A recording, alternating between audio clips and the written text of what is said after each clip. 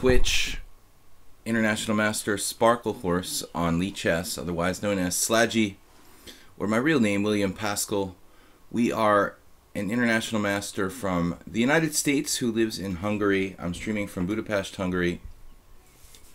It is 10 a.m. European time, for lack of a better name. CEST, or Central European Summertime. It is hot here in Budapest. Definitely feels like summer. It's not even June yet. We've got 6 challenges. I'm accepting challenges between 5. Whoa, I have to edit that. My text is wrong. Let me see. I'm accepting challenges between 5 plus 3 and 8 plus 3. I wrote 5 plus 2 on the text. So, yesterday we had a little trouble with the stream starting, but it looks good now. I've got challenges from Motzi. Actually, I don't know what that is in German. Is it Moki or Motzi? La Valantula, SXPG, Plucro, Mule Skinner, and Ayeste. Good to see Mule Skinner back. He probably didn't know. A lot of people didn't know I was back streaming because I haven't been streaming for like 10 days. Because I was in Zalakaros, Hungary. So, let's get started slowly here. World Loser said he wasn't going to be here for a while because he was working. He's a regular. We've got some other regulars, though. A lot of you guys, like Plucro, our moderator, has helped a lot, filling in since Jeroen left. Jeroen visited the stream yesterday. It was good to see him. Anyway, if you'd like to challenge me, we can play with the viewers 5 plus 3 up to 8 plus 3. I'm also willing to play a couple of Chess 960 games, if anybody's interested in that. I think 7 plus 5 would probably be a good time control for the Chess 960. If you guys want to do that. Oh, actually, I just mentioned World Loser, and he showed up anyway. He said he wasn't going to be here, but he is anyway. Just couldn't stay away. Maybe he doesn't have time to play. But he sent me a nice email, you know, actually trying to encourage me and help me with my own issues with playing. I was disappointed with my performance at my tournament, and I know a lot of you guys were wondering why I had so many draws. I think I have some psychological issues, but we'll get through it. Anyway, let's get started. Motzi, I mean, in Hungarian this would be like mochi. This is moki. It's so strange being a Hungarian speaker and seeing M-O-C-C-Y and trying to pronounce it. You know, if I was like American thinking, I would be like moki. Webcam is laggier than usual. I didn't slow down the frame speed.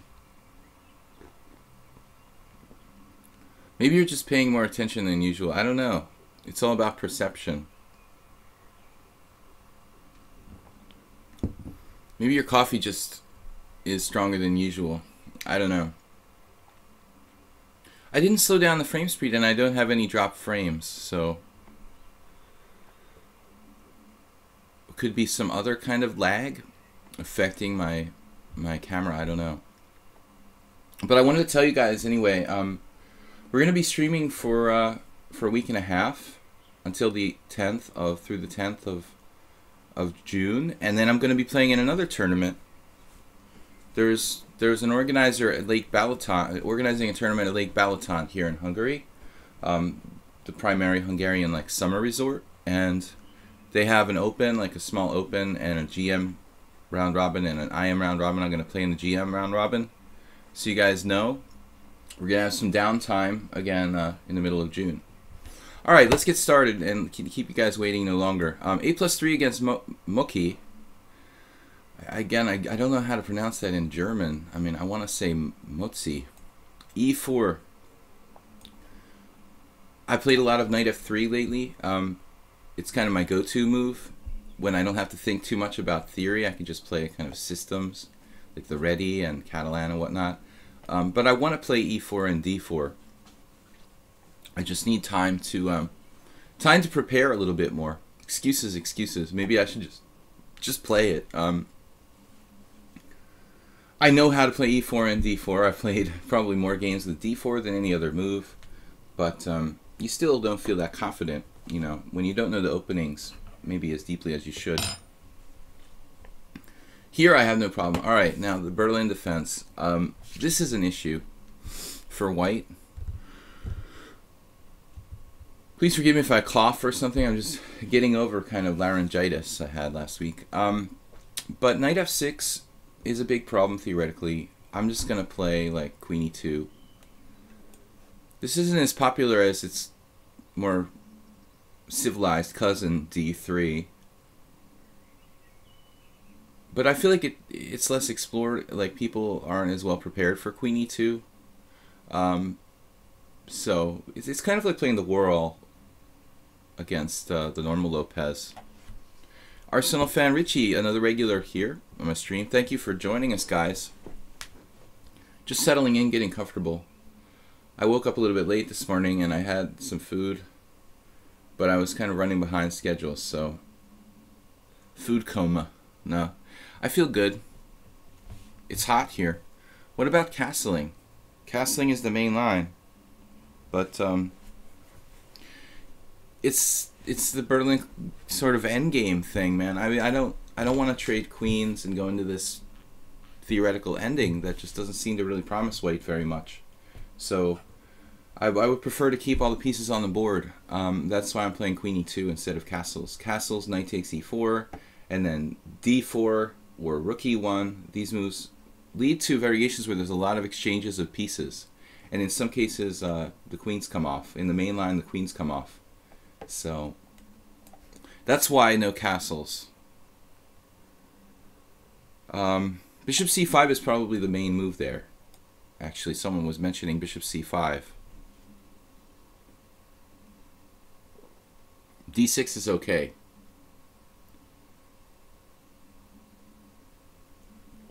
Yeah, I mean, queen e2, it's a very romantic move. There's games from over like 100 and some years ago, you know, in the database. This was a natural reaction for white. Okay, now that he's played bishop d7,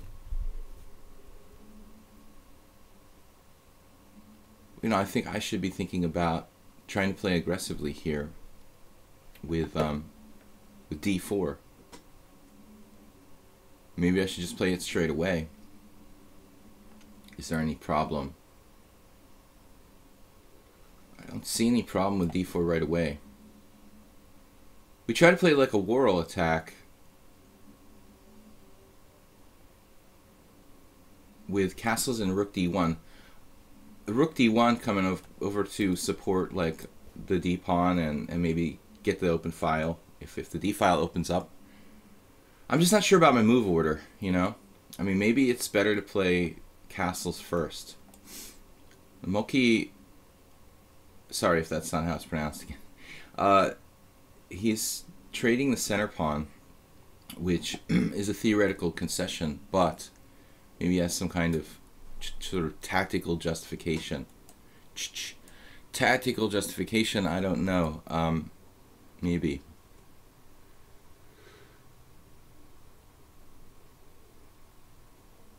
But, you know, in a vacuum, I'm happy that black has traded off that pawn on the strong point on e5.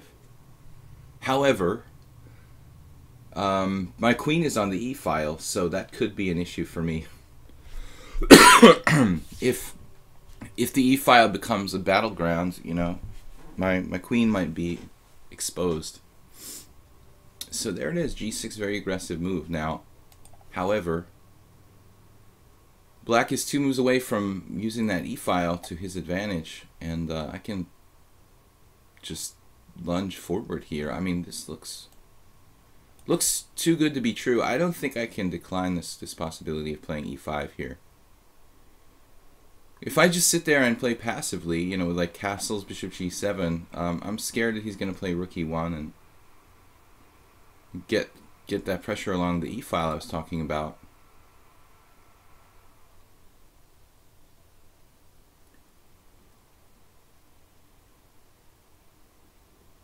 I'm just taking on, I don't know what I'm thinking about here. I'm taking on d6. This has got to be good for white. He has to play bishop e6, he or she. Some sort of pawn sacrifice, basically, which doesn't seem very what's the, very venomous, shall we say. But still, okay, you know, at the end of the day, black has what's the positive spin on this? He can play against this isolated pawn. At the end of the day, maybe white has an isolated pawn, you know, that can be a target. So I don't know. It would be nice to find some sort of tactical solution here. I can play queen e5, rook g8, forcing rook g8 or some other retreating move.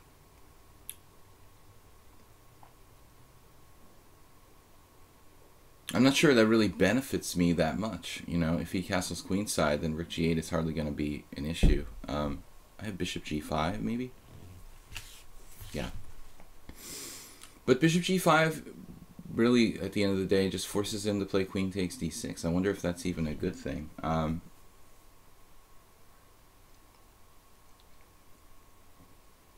honestly don't see anything real convincing here for me. I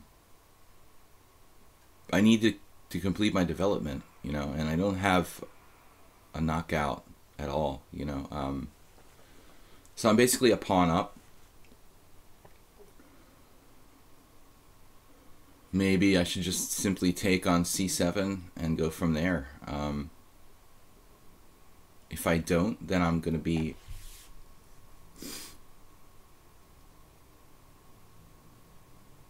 How about queen e5, rook g8, take on c7?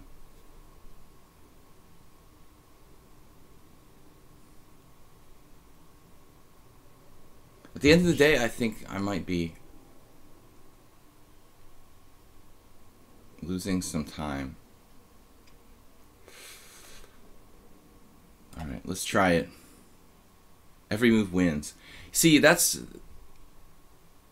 not true, Richie. I mean, that's a bad attitude that got my friend in trouble. I have a friend who is like impatient, and he used to be a decent player, but now he's getting older, and every time he plays, he loses every game. And every game he says, I had a winning position, you know. And every game he was like better or clearly better, but he never really had a winning position. He just claims to have a winning position every time, and then, like, you know, he just says, well, I had a winning position, but I messed it up, you know.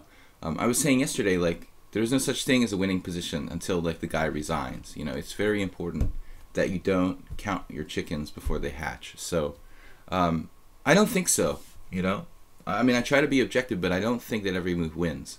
I think that this position, white is a pawn up, but black has some kind of, like, some amount of, a little bit of compensation, because I'm going to, at the end of the day, I'm going to have this isolated pawn at a d4. So structurally, black isn't bad here. I mean, black has a good pawn structure. I have isolated pawn on d4. Maybe black can castle queenside.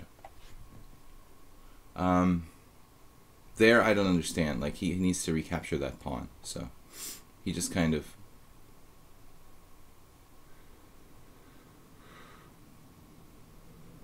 unnecessary queen d7 move. I don't know about that.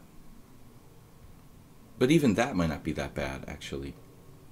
He's starting knight takes e5 here, winning a piece.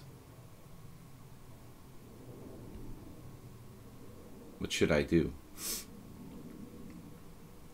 Black can take that pawn back at will.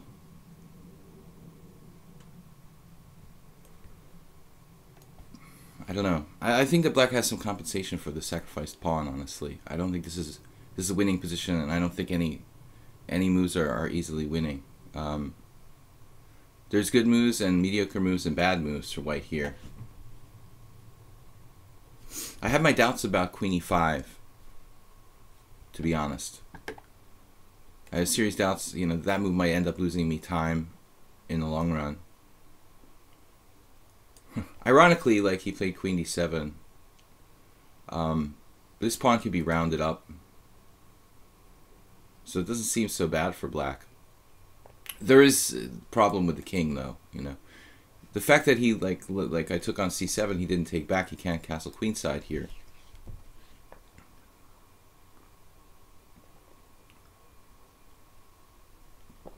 Yeah. I agree that white is better, but I don't think that white is winning. You know, I think that that's an exaggeration. All right. He's getting his pawn back, you know, in a good situation. Yeah, but maybe it's time for me to finish my development here.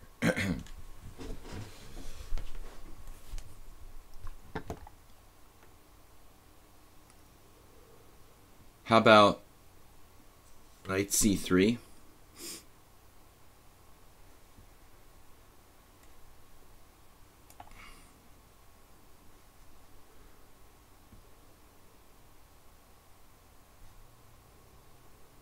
It's a monster. This piece is just an absolute monster.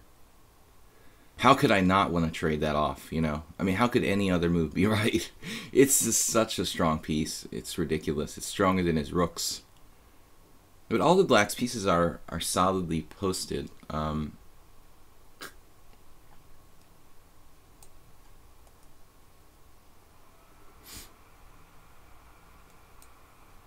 this is a blunder. I really think the black was in the game until that move.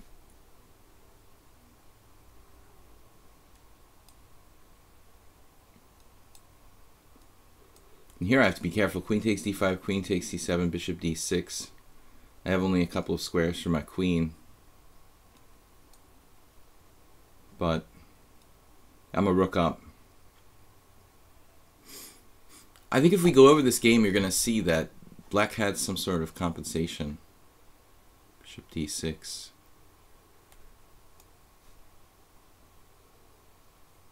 I'll show you guys what I'm talking about. King in the center. Yeah, but white's pieces just didn't really have a lot of dynamism going on, you know. I mean, I just sort of grabbed a pawn and didn't have any threats or anything, you know. Didn't feel like I had a great position.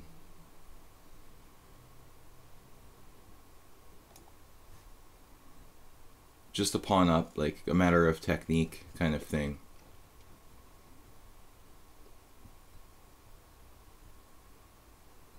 Moki blundered badly with rook takes c7.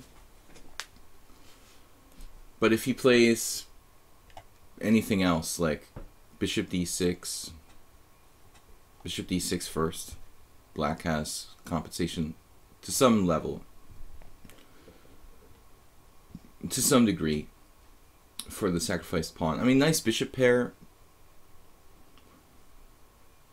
I have an isolated pawn.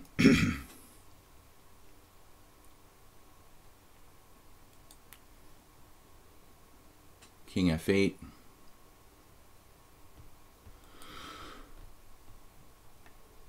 Now the one that we'd really like to do is just trade some pieces off here. It's not that easy to organize. Queen h6 check, rook g7, and then what? Looks like Queen h6 check, rook g7, bishop g5. Threatening bishop f6, which would probably force black to... Ooh, there's some awkward variations here for me. I could get my queen trapped in some lines. Rook g7, bishop g5. Threatening bishop f6, and if king g8, bishop f6, bishop f4, I guess that's mate. King g8, bishop f6, he has to play like bishop f8. So it's lost. But I want to see this. I want to show you guys how much compensation he had for the sacrificed pawn. Just, I felt it, you know. Like, despite his king being in the center, the king could castle later either way. This is the best move. Bishop e7.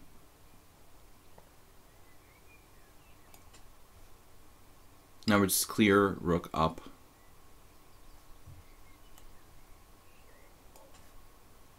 Threatening d5. Guys, thanks for joining me. We're going to be playing anything between 5-3 and 8-3 today. If you want to play even chess 960, that's cool. Just make it like 5-second increment between 5 and 7 minutes.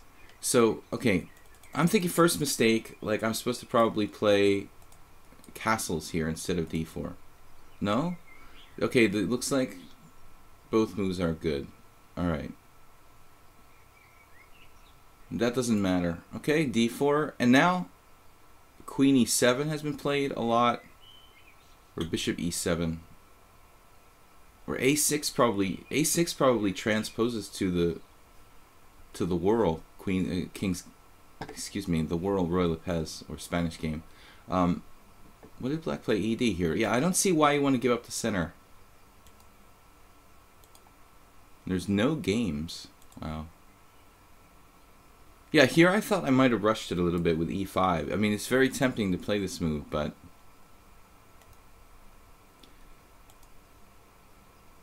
and now this is interesting, you know. Here we have this like capture on d6 with discovered check, and the computer doesn't want to even play it.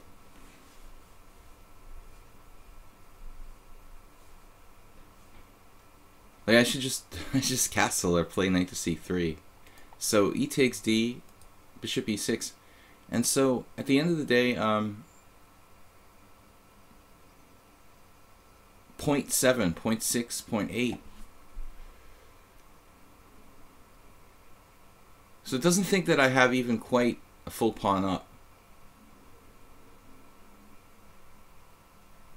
If I play perfectly, I have 0.9 here.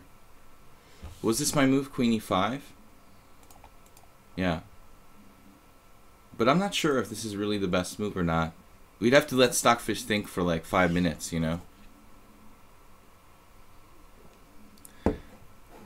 Did the birds replace the ambulances? Yeah, it seems like that's the case. So it's much more relaxing to be close to nature. Stockfish likes my queen e5, but I feel like it's a little bit artificial. And here, so what we were talking about was how much compensation black has in this position, and there's something, you know, it's like 0.7, 0.8, basically, like a little bit of compensation for the sacrificed pawn, because he has the bishop pair and because I have an isolated pawn on d4. It's not a winning position, you know. I mean, d takes c7, bishop takes c6 check, it's 0.7.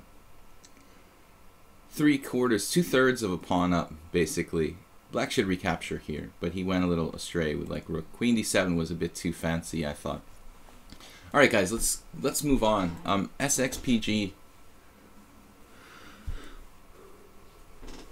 SXPG. The birds are always there, you know, now that the weather's gotten better and the window's open. But ambulances seem to be, I think they have this training thing or something some days, you know, they're just like running practice runs or something.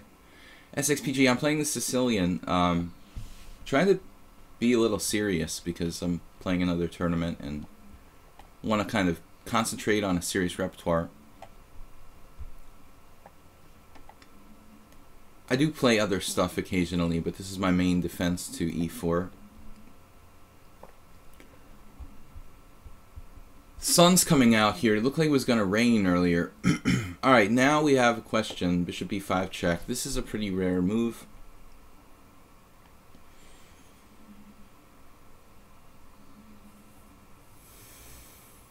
I don't think I've ever studied this move in my life. It's more aggressive to play knight on bd7 and not allow white to trade white squared bishops. This may be, it could be a transposition to some kind of bishop e5 check Sicilian. I don't know though. I don't play this line, which is a problem. If it is, probably not the most accurate move order for white. You know, I'm talking about like playing bishop e5 check on move 3 for white. Could this be a transposition to that? So whatever. Alright, I'm just going to play Scheveningen style here. e6, d6, small pawn center. Somebody who would have rather had black there. Yeah, I guess you're right about that. But I just was the alarm went off when you said, like, you know, any move wins, because this is a really dangerous attitude. I know that you said it like half in jest, Richie, but you reminded me of my friend who has this chronic problem. You know, he's constantly thinking that positions just win themselves, you know, and that's his built-in excuse every game. Well, I had a winning position. Okay, this is not a fault of mine. I'm actually more pessimistic, so I'd probably go to the other extreme, where I you know, I don't believe I'm winning when I am winning. Sometimes every move maintained a winning advantage. Well, where do you draw the line of winning? I think it's 1.5. Okay, if you want to be technical about it, we have to have around a 1.5 advantage, and I didn't have that until later when Black blundered, like, pretty badly. You know, I don't think one pawn is enough to win in general. All right, let's just approach this position with an open mind. I could castle kingside quickly, or I can hang out and kind of wait. Maybe I should just play a6. The bishop is a poorly placed piece here, obviously. If white were to take on d7, I just have the bishop pair for basically very little. Although that still might be white's better choice.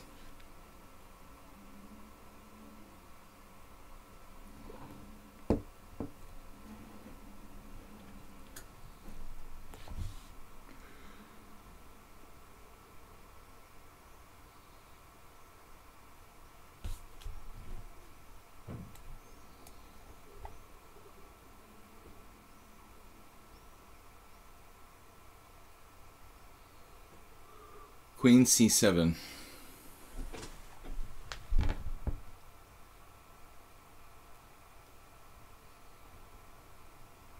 This gives us a flexible approach. We can play b5, maybe bishop b7. We're not committed to castling.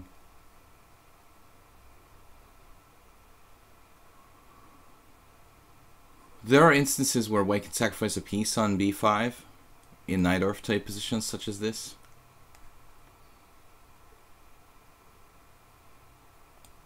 But here I don't think he has any business. We're pretty fast. This e4 pawn is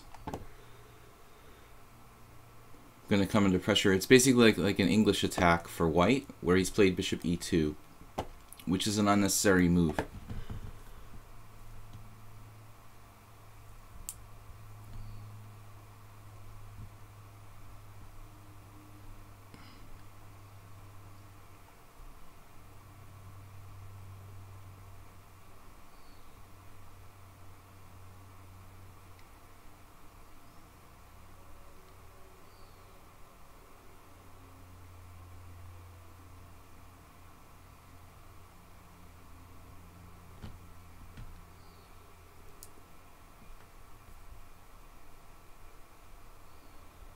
A3 is basically forced.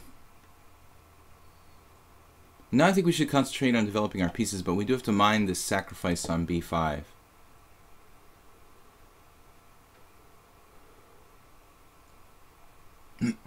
Maybe bishop b7, knight e5, or knight b6, and knight c4. First we induce white to have to play f3, which is actually a good move for him. I mean, this is absolutely mandatory anyway.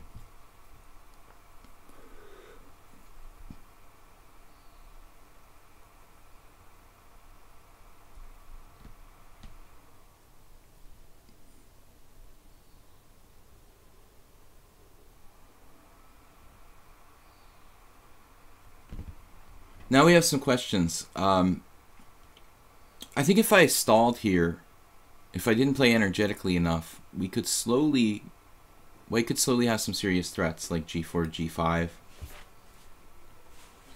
discoordinating black's position. So I think we have to act fairly quickly. One thing I'd like to do is maybe have this knight, you know, give this knight a fallback square in the event of g4, g5. On the other hand, there are other ways I could play. I mean, I could try to play just bust with d5 straight away.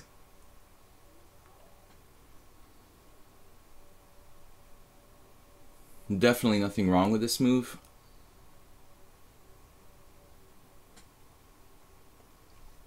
d5 takes, knight takes. For example, knight takes, bishop takes. My first problem with this idea is that it trades a lot of stuff. I also don't know which way white's castling yet. Maybe we should save d5. I'm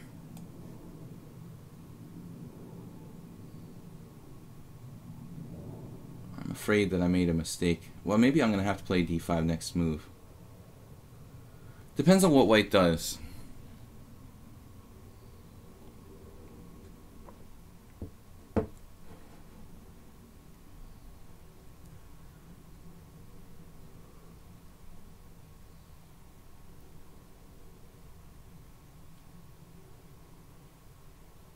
But I don't think we have this idea of sacking an exchange on c3. As long as white, has the pawn protecting f3, e4. That's a typical exchange sacrifice in the Sicilian, but I'd have to move my queen, and I don't see how that's going to happen. If he castles queenside, he sort of castles into an attack here. But he would have the threat of knight takes b5, perhaps.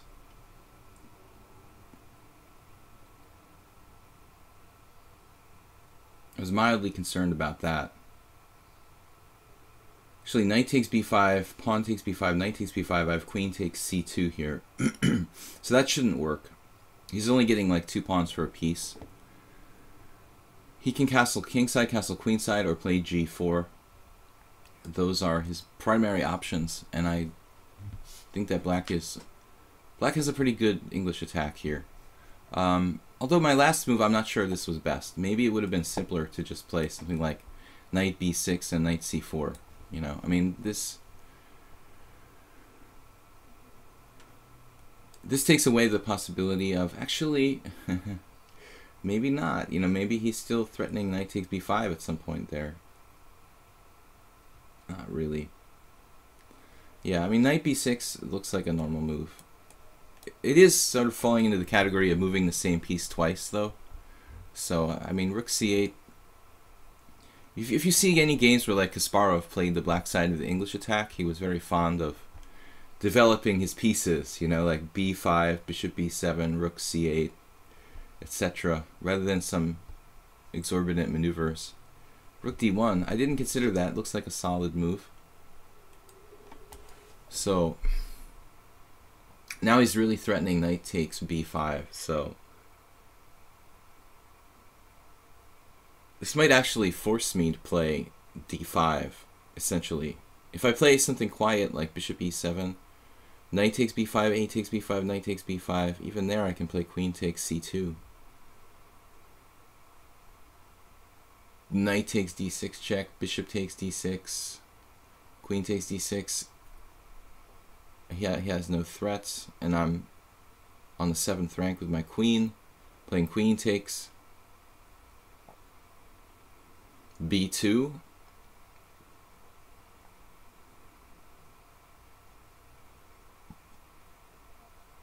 What about d5? E takes d, knight takes d5. Knight takes d5, bishop takes d5, and we've traded a bunch of stuff. Sometimes in that kind of position, white has the move knight f5 later on.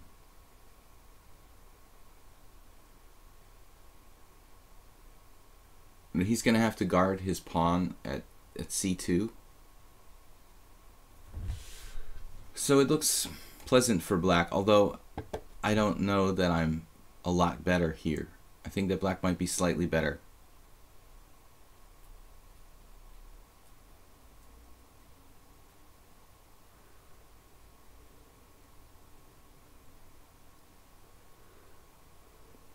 What is this? Arson, play me.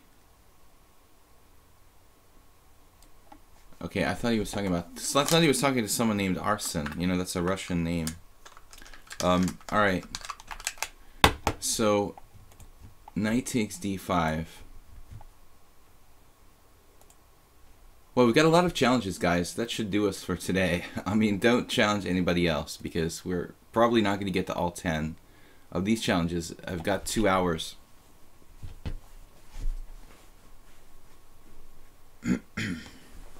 I'd say I'm slightly better, but I wouldn't call it clearly better yet. d5 basically equalizes, and that leaves the task of winning, which isn't so easy for black here. I've traded a set of pieces, most likely, a set of pawns. The position is not all that imbalanced, as you might see in some Sicilians.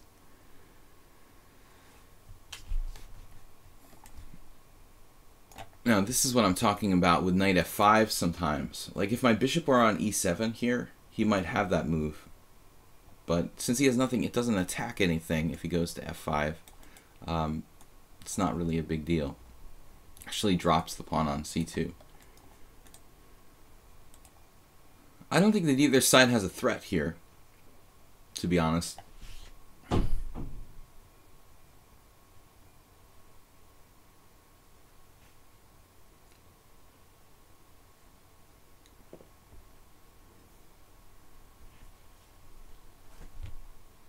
We have about a minute time advantage, but I recommend you take your time with the increment.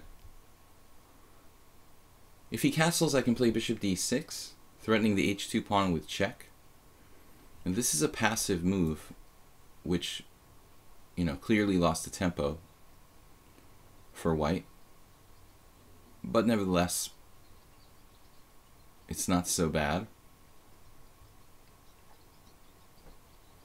Hear the birds chirping. It's nice and relaxing. It's like forest chess stream. For those of us who are a little bit on edge today, maybe it would be a good thing. Knight e5, knight b6 once again. I want to develop my pieces, you know. What about knight f5, bishop f6 if I play just a developing move? Bishop e7, I'm walking into that knight f5 all the time. It's very irritating. Alright, we're just... Oh, there you go. You wanted an ambulance? You got it.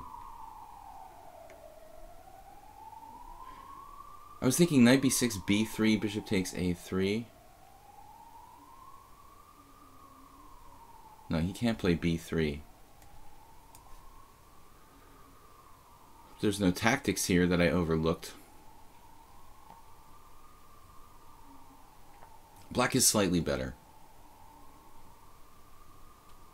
The knight on d4, difficult to get rid of, you know. This is a standard Sicilian. The knight on d4, you just can't shake it. If I play e5, my position starts to creak a little bit. Like the d5 bishop would have been unprotected.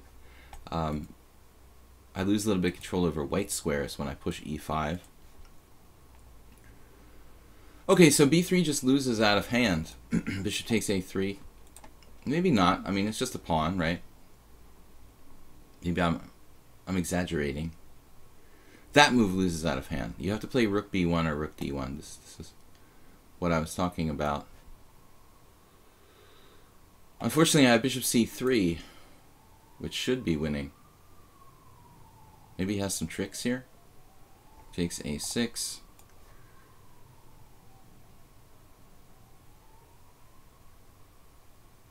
Never did castle.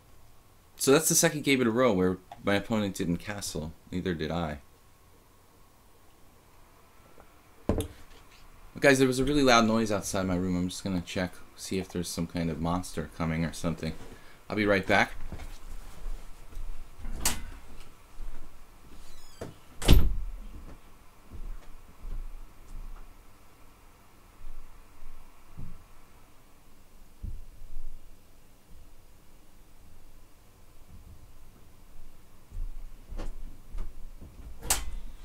Just the wind slamming the door in the other room, but it's really strange because I didn't really feel any wind, and didn't know what it was. So, all right.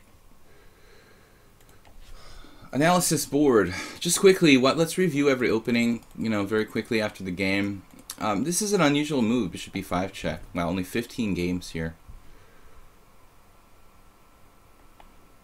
Garcia Martinez Silvino played him once in Spain.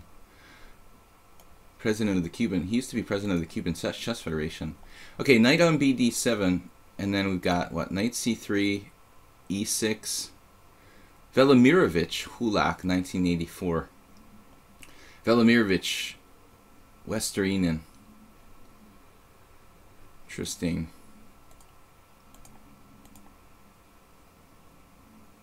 Nah, I mean, this is just standard sort of position. Maybe white should play a4 there, like the computer's talking about. You're basically turning it into a Scheveningen. Maybe I'm a tempo up on some queen c7, knight on bd7 lines. Think that's what's going on here. We are a tempo up after a4. So Plucro, excuse me.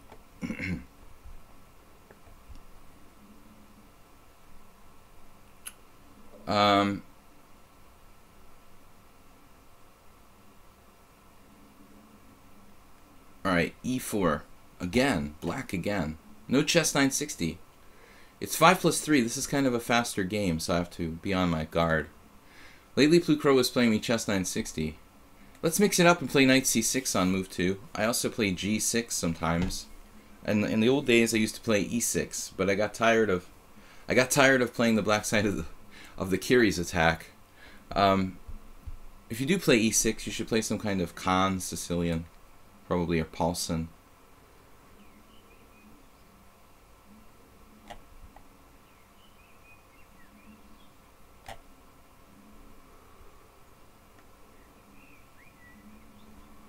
So classical Sicilian. Guys, I also have a YouTube channel. It's called Video Chess Training. Over on YouTube, if you'd like to take a look, check and like and subscribe over there. Every week or so, last week I couldn't do it because I was away, but we try to create some videos and also upload the streams over there. Bishop g5, and I don't know, Plucro, did you ever play a mainline rouser against me? I'm not sure we ever had like a theoretical discussion in the Sicilian. I don't remember that. I also play e6, depending on my mood. But I like bishop d7. We had a game the other day with a guy who used to hang out on the stream, Scheveningen, or Scheveningen. He's Polish candidate master. He's here on lichess a lot, but he hasn't been in my streams lately. But I had a tournament game, not tournament, but blitz tournament game here on lichess, and I played him in the last round and I couldn't beat him. It was really, I was winning, but you think you played h4 once. That's some sort of really rare move, h4. But I don't think that it can be bad. F3 looks good.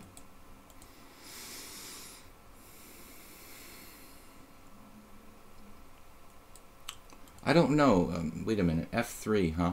In this position? What's the deal with this? Am I supposed to play like queen b6 or something?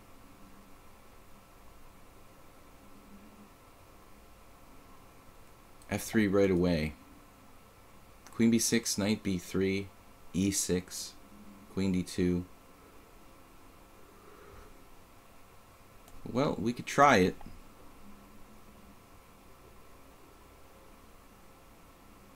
F3 is a tricky move. It's usually played like a move later. Or often played a move later. But it looks perfectly reasonable here. Although you might have to play knight b3. Allow your knight to be driven back a little bit. It's probably okay for white, though.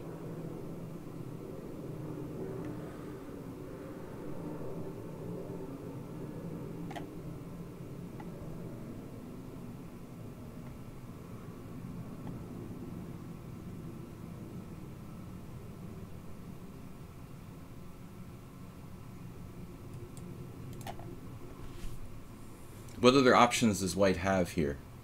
Bishop back to e3. sacking a pawn. That might actually be interesting. Bishop e3, queen takes b2, knight d b5. Something to that effect. I have a check. It reminds me of some other lines with bishop e3. No, I don't know. Queen b6, what else can I play there? I can play e6, and then I end up with a English attack where my bishop's on d7, which is a bad square. It can be a bad square for the bishop. It's blocked by the knight. He did play knight b3. Not really a lot of options here. Uh-oh. Okay, if knight b5, I can just move my knight to somewhere. Can I? Can I? Yeah, knight e5. Actually, where am I going? If e6, knight b5. Yeah, that seems okay.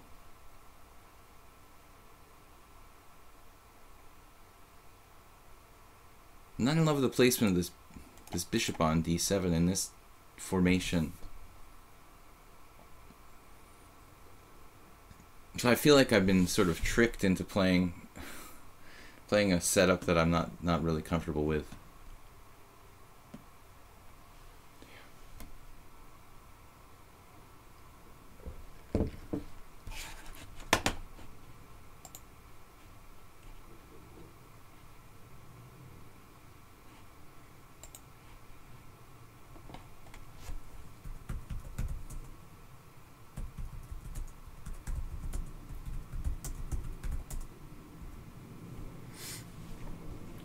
Queen e2, this gives the retreat bishop back to e3.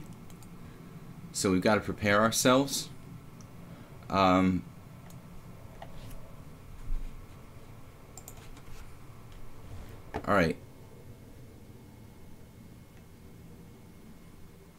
I don't think you should give his dark square bishop on f6 because too many dark square weaknesses.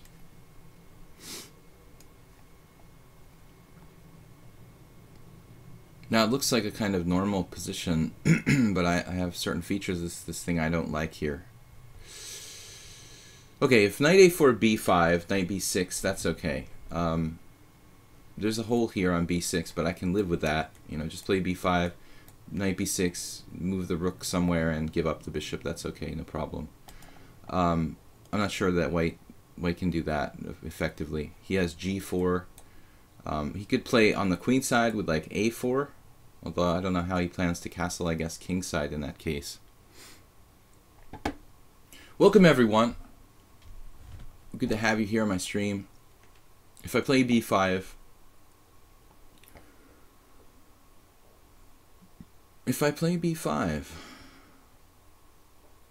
my problem here is that he's going to play g4. And when he does that, I'm going to have issues.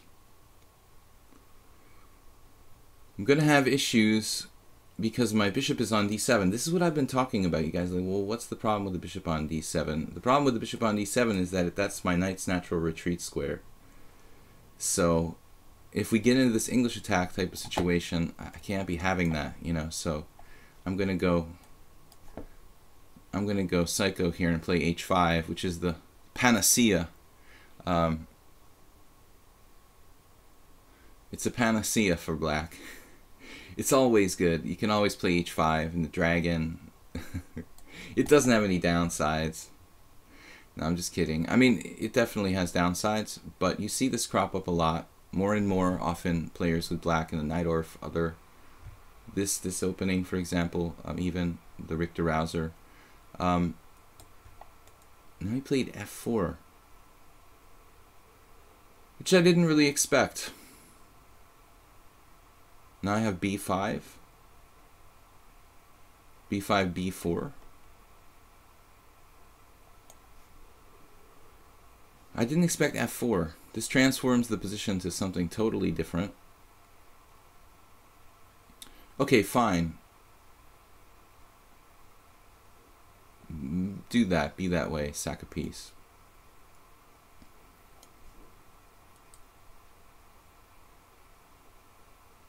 No, this doesn't work for white.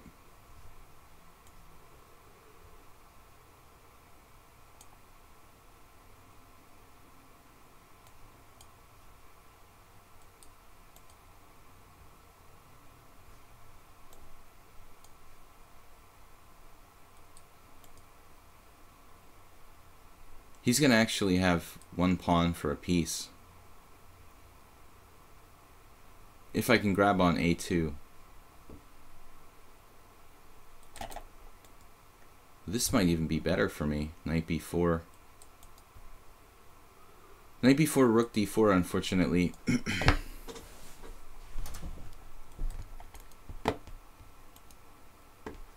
So, he has two pawns for a piece. But if I grab on b2, he's doubling rooks. Not a big deal, is it? At the very least, I could play bishop c8.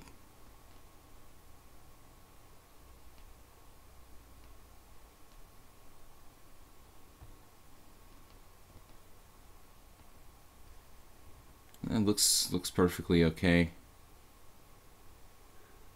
Is there an issue? Rook takes b2, rook d1. Rook takes b2, rook d1, bishop c8. Knight d4. What am I talking about? Knight d4.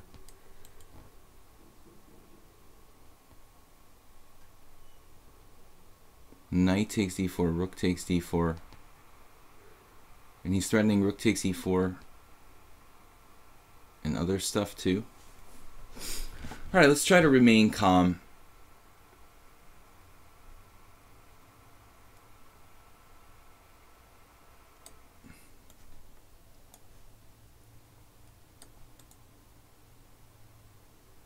I've got an extra piece.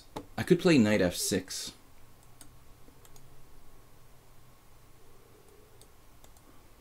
To defend my d7 bishop.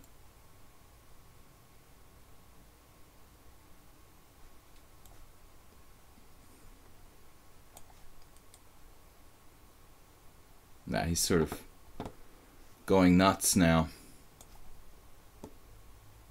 Yeah, this is fine. Just a clear piece up.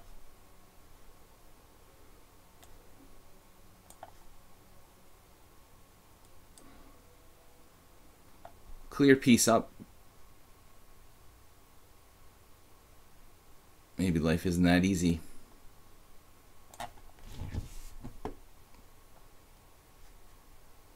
Blue Crow is very fast.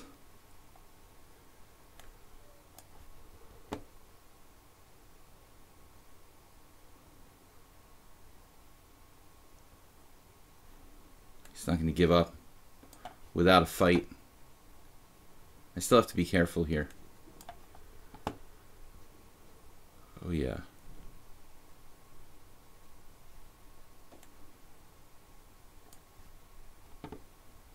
Oh no. I didn't see that. Oh my god. Thank God I even have a move. Thank someone. I don't know. Whatever. Whatever you believe in. That's hanging. Wow. I am blind. Alright, Blue Crow. It's always kind of an adventure playing you. You managed to make boring positions interesting, you know?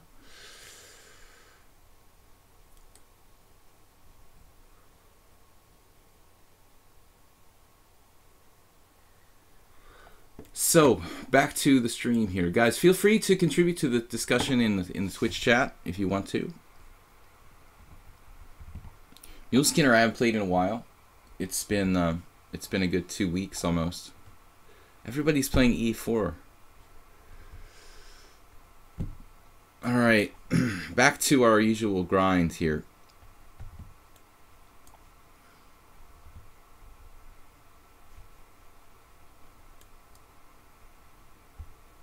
We had some game recently in the same line.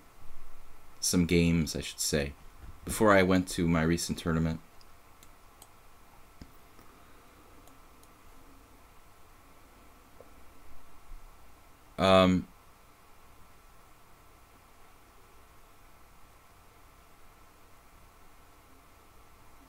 D6.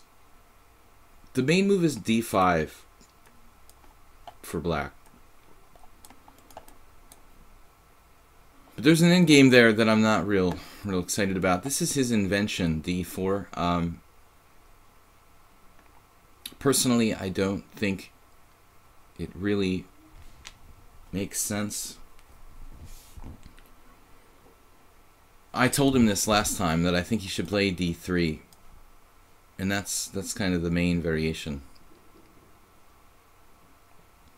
Because I think in this setup, in the Grand Prix attack, where you're giving up your bishop pair, ultimately, it makes more sense to keep the structure closed.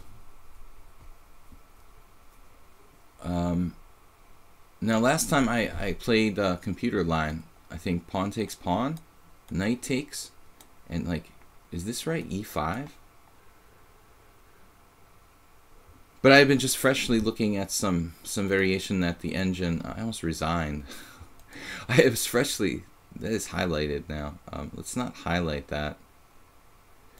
Can I unhighlight that? Why is that highlighted? It's really bothering me. It's like blue. I want to make it unblue. Last time I was freshly looking at this variation. How to make that unhighlighted? It's disturbing.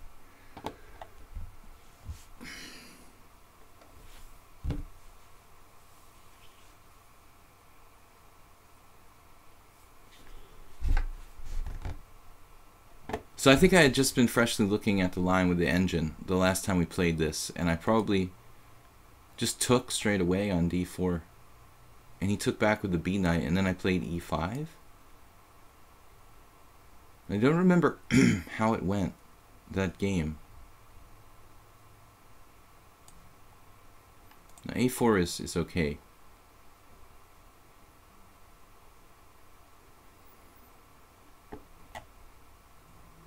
I can definitely play A6. Maybe I should. Although it slightly weakens my position. I don't want white to take on C5. So maybe I don't have... I probably don't want white to play D5 either. I mean, I don't have that many options, I guess. Might as well just take on D4 and worry about it later. It's not necessary to play A6. You know, his knight was chased away anyway, and this move is just less weakening. So we had some game in a similar position where I played knight F6, and I think white played E5, and I just took. And he took with a pawn, I want to say. That's different though, come to think of it. Yeah, I actually had a game where I played knight H6 against him, and he played E5 and like E6 right before I went away 2 weeks ago.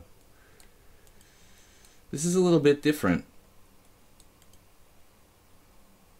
I mean, I guess we have options here, a lot of options. We can play knight H6, we can play E5, but now E5, knight B5, bishop takes B5, pawn takes B5, queen B6 check is not so clear.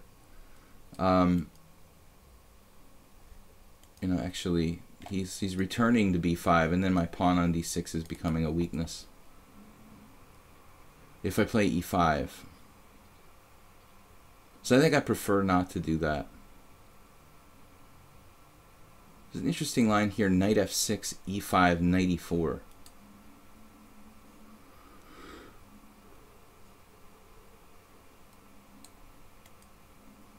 Knight F6, E5, knight E4, queen E2, D5, and then like C4, and he starts to undermine my knight on E4.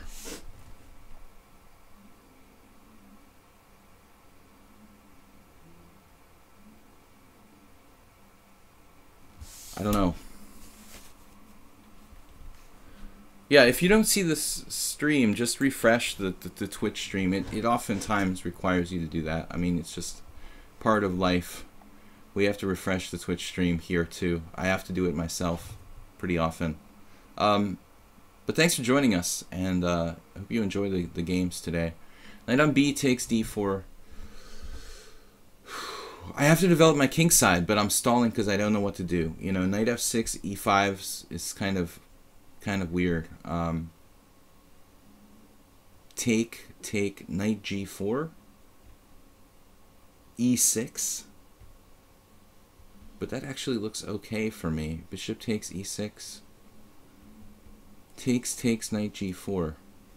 Alright, let's just do it, man. I mean, we've got to do something. Fundamentally, I believe in black's game. I have no weaknesses, and I have the bishop pair. And although white has more space a little bit, you know, he also has more weaknesses. Queen E1.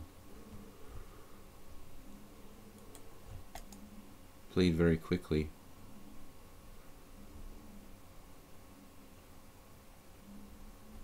He didn't play E5, which was my expectation. I didn't know where my coffee is.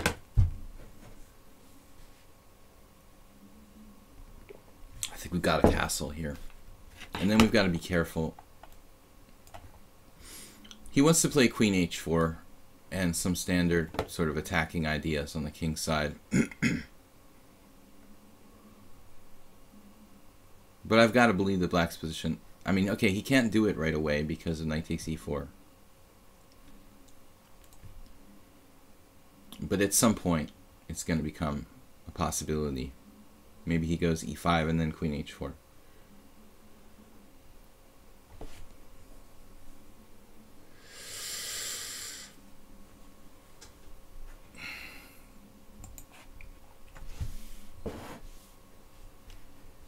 Guys, I'm going to be here every day, Monday through Friday, this week and next week. And then I'm going away again to another tournament in Hungary. That'll be my last tournament for the for the summer, possibly, unless I get to play something in the US. I'll be streaming from the US in July and August. It's possible I'll get to play something over there, but I don't have it definitely on the schedule. Maybe some kind of weekend open or something when I'm in the USA. King H1, I'm actually glad to see that. I was a little bit scared of E5.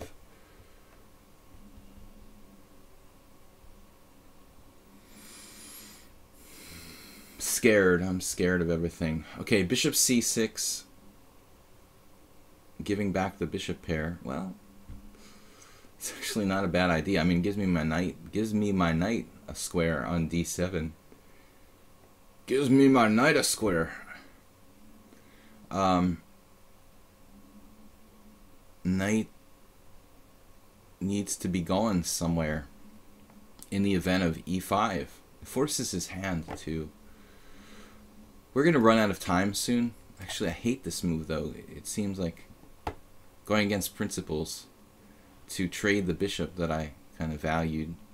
Another move is the passive knight E8. That seems like... Alright. Well, we're running out of time. Gives me my knight a square on D7. It's like, would you like to trade your knight on D4, sir? It is a strong piece. This is a theme, isn't it? Like the other game, SXPG was just sitting there with his knight on D4. It's untouchable. World Loser's like E5. Yeah, but how does E5 work? I mean, I'm not just dropping a pawn. So E5, pawn takes pawn, knight takes. I'm dropping a pawn, aren't I? I didn't see how it works. Maybe it works somehow. I just didn't see a good discovery, like bishop takes A4, rook takes A4. So, That's the problem, World Loser. Maybe there's something there, but what is it? Like, what do I do? Rook e8, knight takes d7. It's possible that it works. Like, maybe I can temporarily sacrifice a pawn.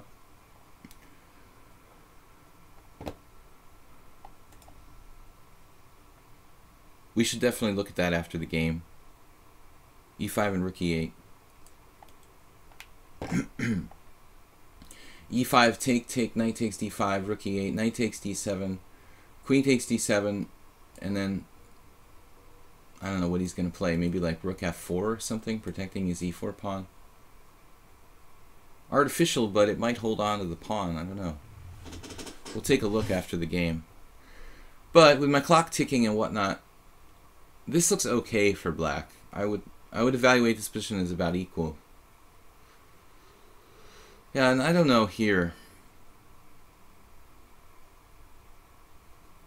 Unfortunately, I don't have the b4 square for my knight, which I was really not noticing. Although c4 by white is kind of looks overextending. I could take, but that liberates a lot of his pieces. Knight d7 might be possible.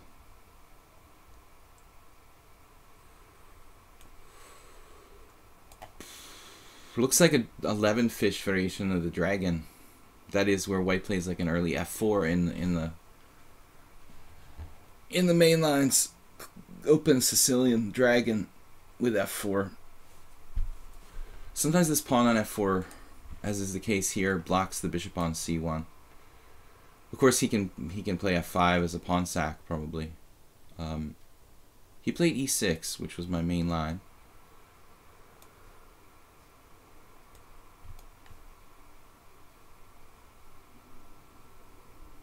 I wasn't sure what's going on here, but I think I should be prepared to sacrifice material in some lines.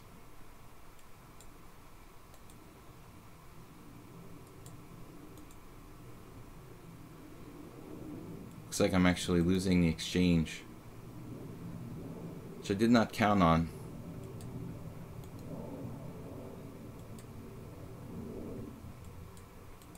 Completely missed. Knight g5, queen e8, queen h3. Okay, it doesn't lose material necessarily. I saw this much, but I didn't see queen h3 before when I was analyzing this variation in advance. So it's pretty unpleasant for black.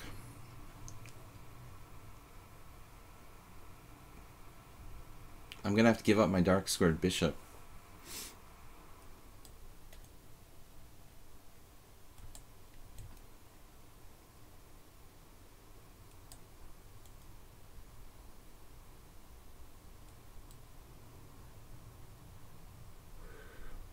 World Loser's like, it looks like he's like on time delay. He's predicting all the moves like a minute later. Knight d7, e6. Where? Oh, okay. You're talking about the other line. Way back when? Knight d7, e6. Knight d7, e6. Oh, knight d7, e6. Right. Okay, never mind. You're talking about this. Yeah. This is the game. But I think I probably messed up. Well, I'm certain I messed up. I guess I could have played knight c5 there. That looks good for white too. But rook e1, I'm not really getting.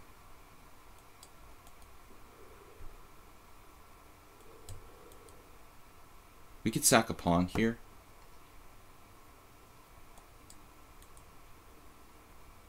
Knight c5, take, rook e8.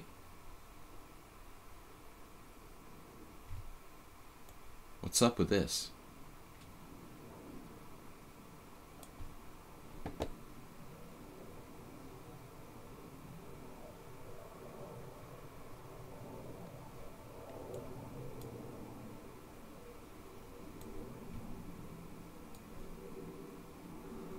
We play for the initiative, not for material. White's queenside is undeveloped. And we can turn the tables on him here at the cost of a pawn. Back rank. These pawns are weak. Our bishop is very strong. But he let me off the hook, you know. When he didn't play queen h3. Queen h3 is a clear advantage to white. I have to play something, and then he plays knight e6. Takes my bishop on g7, and it's a really, really difficult position for black. This is unclear. I mean, I think that black has the initiative here at the cost of a pawn. I'll take it.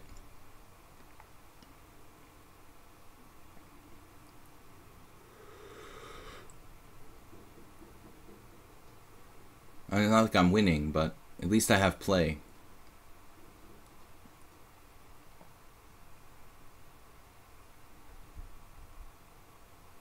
Stream has a time delay. Okay, so knight f3, rook e2.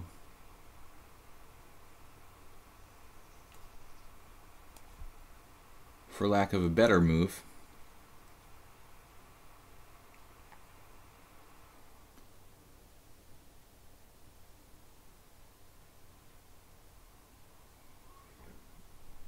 It seems like I have compensation.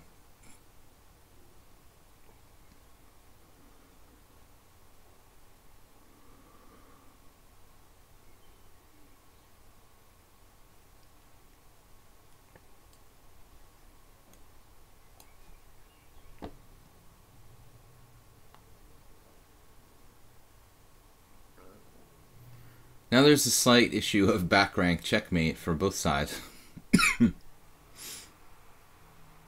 I could play knight takes b3, but in the end, how am I going to protect that knight on b3 after something like bishop e3?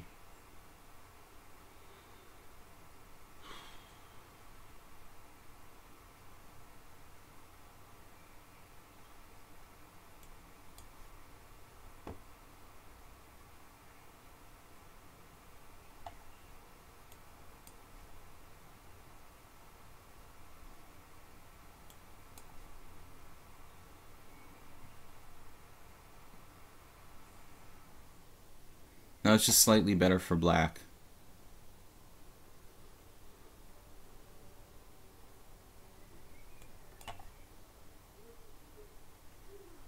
Maybe he should play b4 there.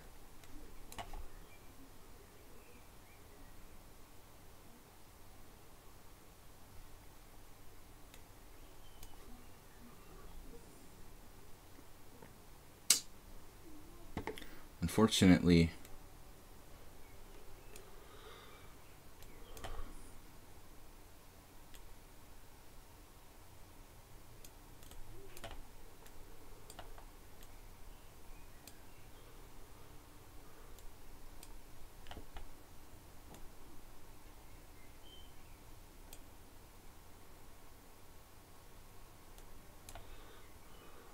wow, how is he so fast?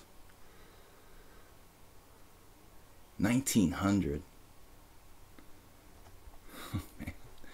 This is dynamic.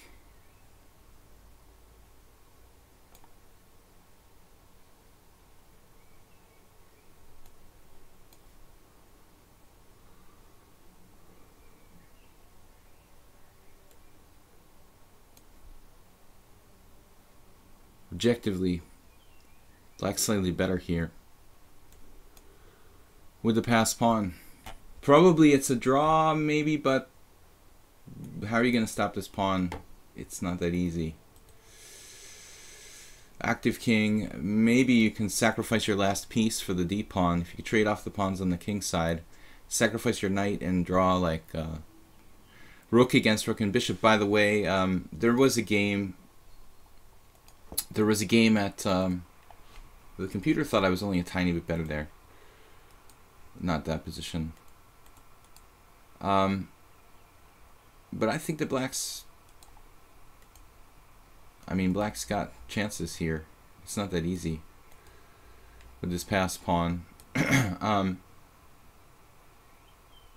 I'm surprised it says just 0.1. But I guess he's got a blockade.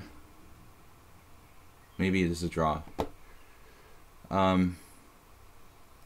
Interesting game, though. I managed to hold him off there. He was better, according to the engine here.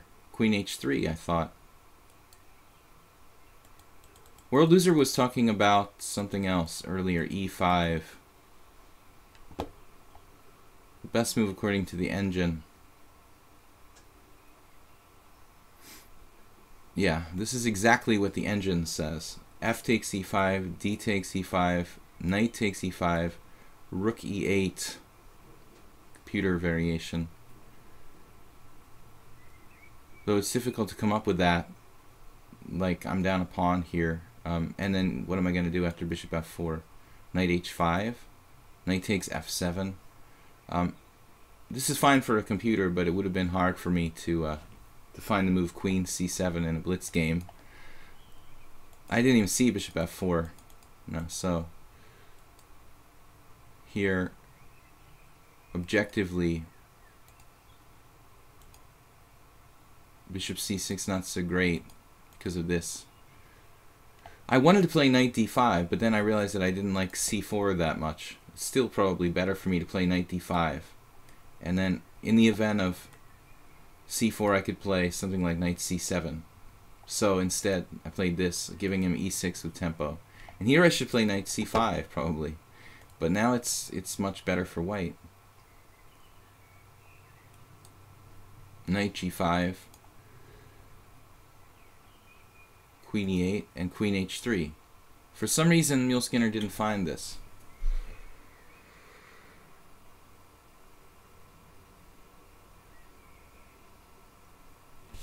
Knight f6. And I was concerned about knight e6 here. Rook c8. Oh, it's a double threat. I have to lose the exchange, right? Okay, so it just wins by force. Yeah. Alright, so we have to find something better in that one.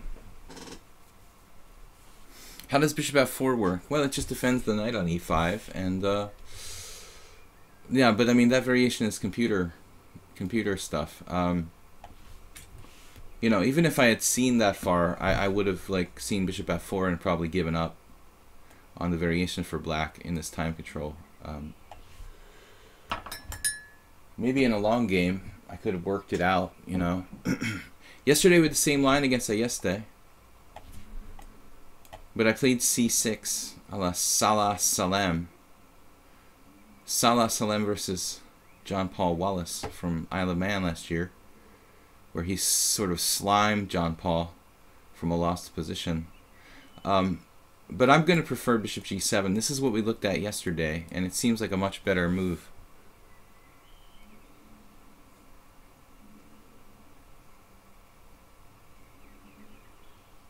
Now f3.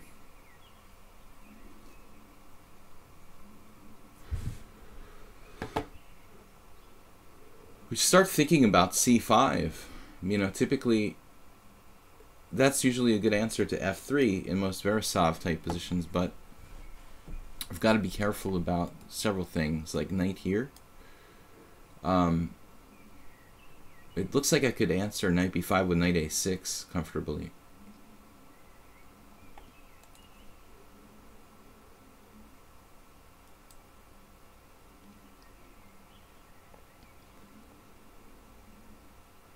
Yeah, let's go for it. I mean, I think this is the only gutsy way of playing this position.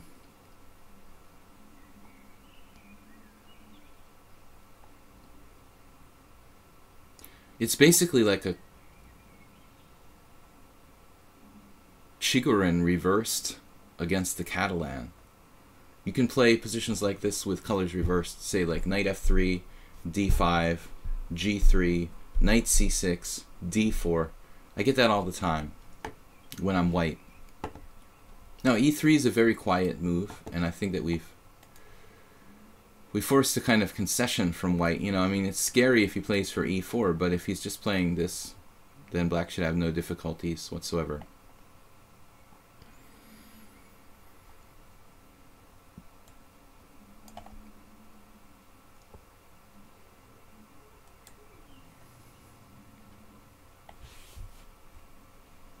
Okay, it's still perfectly fine for white.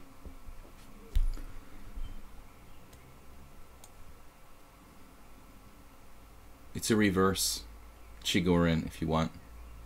Let's call it that. Spinal Tap, what's up? Turbo Sit and Goes Tuesday. Man, it's been a long time since I played online poker. That's not part of the program here.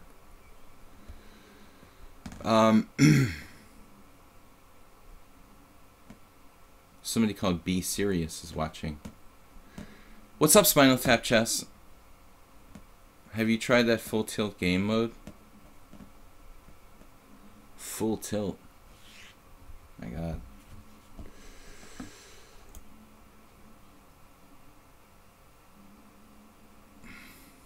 Does full tilt poker still exist? Hope they put it out of its misery by now, right?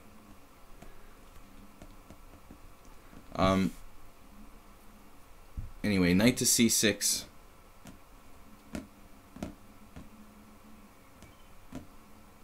Full tilt is out of its misery. Yeah, like Zoom poker or whatever. Bishop b5. Anyway. Chess on the agenda here. Only. That's enough for me. I'm semi-retired from poker. Knight on g to e2. Wow, this is solid stuff. I thought it was going to be a really sharp game, but he went real positional now. By the way, Rapport playing a lot of games with setups like this. Knight c3, knight c6 all the time. He really likes it.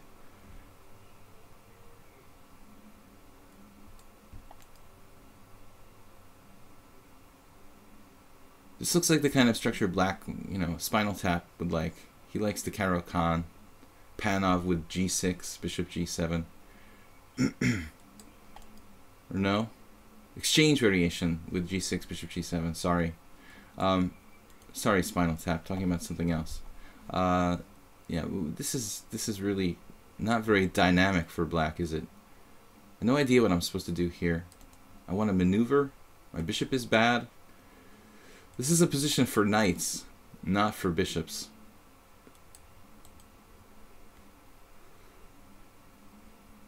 I have no idea what to play here. Alright, I'm going to make the lamest move ever. Bishop d7. You could have played for c5, a6, and b5. Shut out his light square bishop. Yeah. Well, no. c5, a6, b5.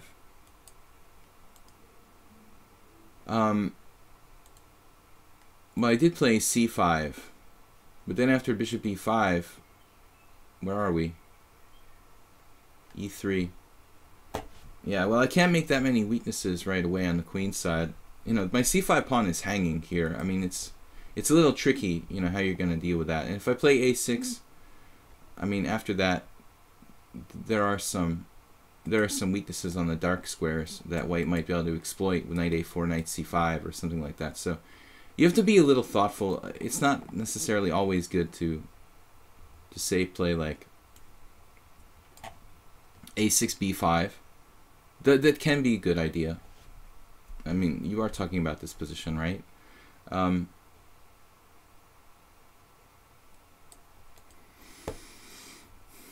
wonderful world of my white squared bishop. Yeah.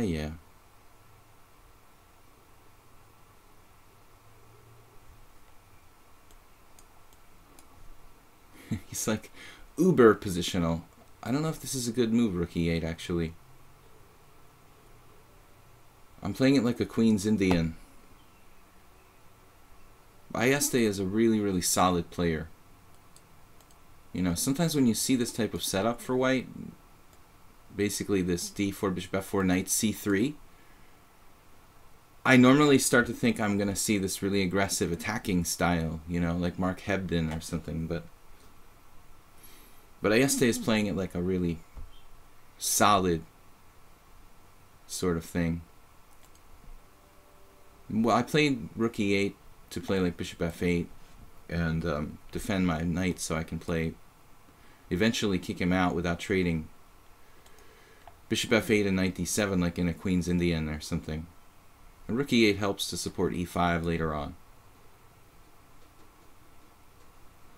Not too much exciting going on here at the moment, but hopefully in a little while we'll get something going on. Well, this bishop could come out to life on b5. I could play that at some point.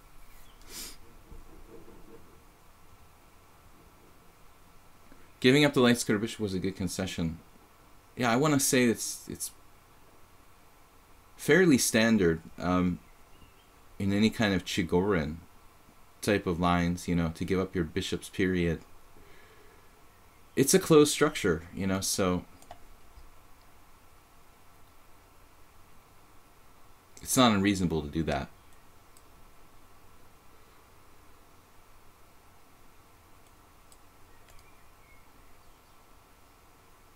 And now it's getting interesting. I was talking about bishop b5, right?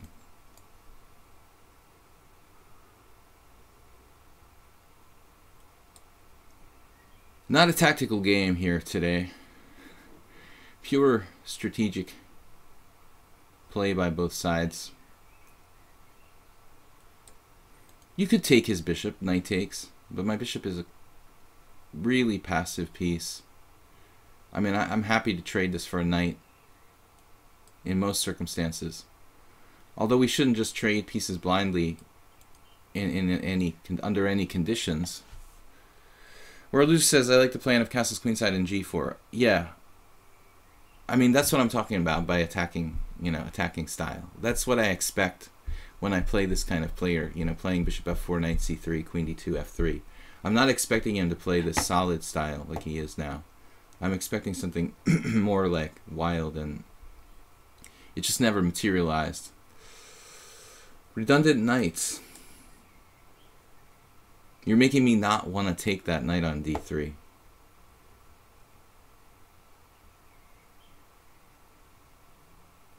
I'm close to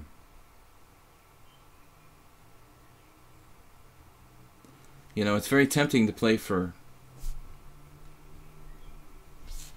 maybe e5. In a second, I don't have queen b6 here.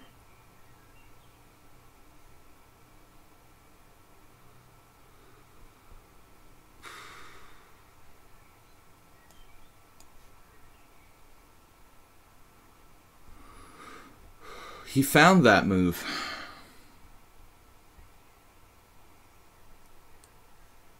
I'm running out of time. Man.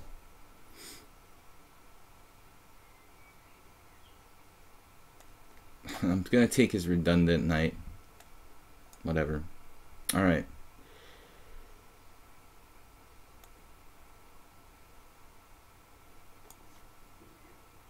Nice positional play by white. This is totally equal.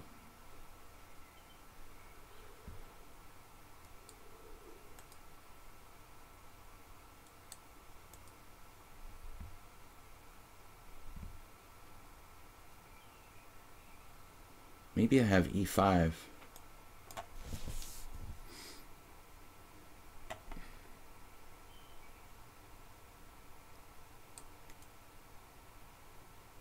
Wow, I just had a heart attack. I thought I just hung the exchange or something.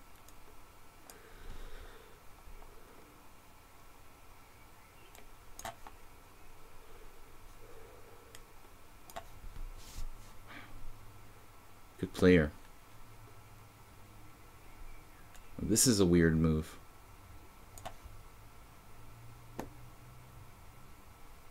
King f1 is kind of panicky move played because of time.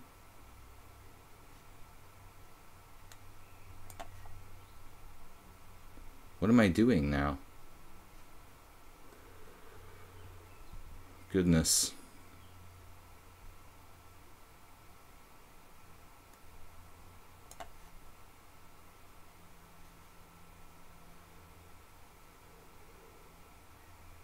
Even there, like, he could have played rook d1 and maybe still been okay. So only because of time here I won this game at the end. Until king f1, I mean, I think that white's fine. He literally just freaked out in an equal position. But if we go back, f3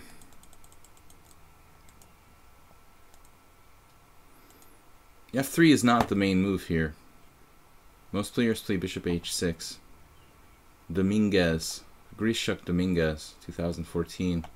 I've played this line with white a few times myself, but usually I would play knight f3 instead of queen d2 right away. Dlugi actually played a game with Dominguez. Wow. Dlugi and his comeback to chess. Shengelia versus Schmaltz. My old friend Hawkeye lost. And Becerro Rivero. Yeah, this is cool. So c5 is the sharp move. Actually, Dominguez played my move. It looks like best. Dominguez took on c5. It's probably not really the best.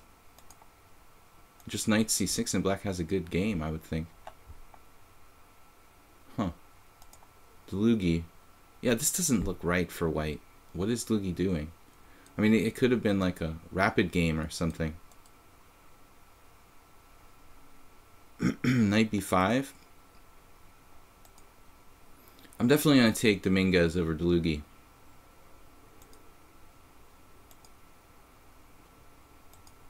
Smack down Dlugi here. Okay, it's still... Nah, it's starting to look good for black. So that's how Dlugi Dominguez went. But Ayeste's move is probably best e3, and I probably can hold off on this exchange. So we're improving on theory here, Ayeste. We're improving on Dlugi Dominguez. I think your move is better. Better than taking on c5. Just went south for white. cd5, ed5, and it's equal. Knight c6. Somebody was talking about a6. That's an alternative. But this is okay. I don't mind bishop b5 here. You know, good bishop, bad bishop. My friend Alexander Manea said there's no such thing as a bad bishop. I think that's not a bad philosophy. Not a bad philosophy. Bishop d7, best move. I was sitting there. Spinal Tap chess arrived, and I didn't know what to do, you know. Bishop d7 is Stockfish's #1 suggestion. There just isn't another move for black that makes sense here. We played well. And then rook c8. He just gives it up. It's equal. Okay, good game. I mean, it should have been a draw, objectively. Cesar from Turkey. All right. Guys, we got about 55 minutes left. I didn't mean to click on his profile. I meant to click on his challenge. Cheddar.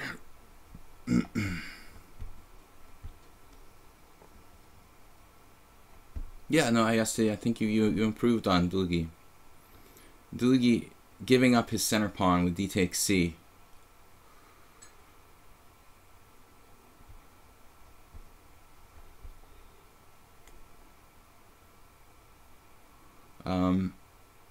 Alright, we're going to play d4 and e4 seriously now. And one and the other, I'm going to just alternate between d4 and e4 for the most part of the next 2 weeks. I'm going to try to play critical lines, try to stay away from wimpy English opening type positions. Dlugi is a beast. Dlugi is a blitz pro. He always was a great blitz player. But tournament player, he's kind of an average grandmaster. As a blitz player, he's always been spectacular. He's a specialist in blitz and rapid chess. All right.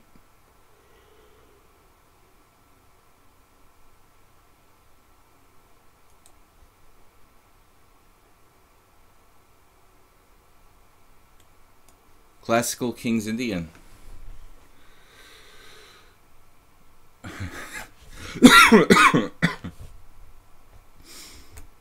I think that Magnus copied Gadakamsky, you know.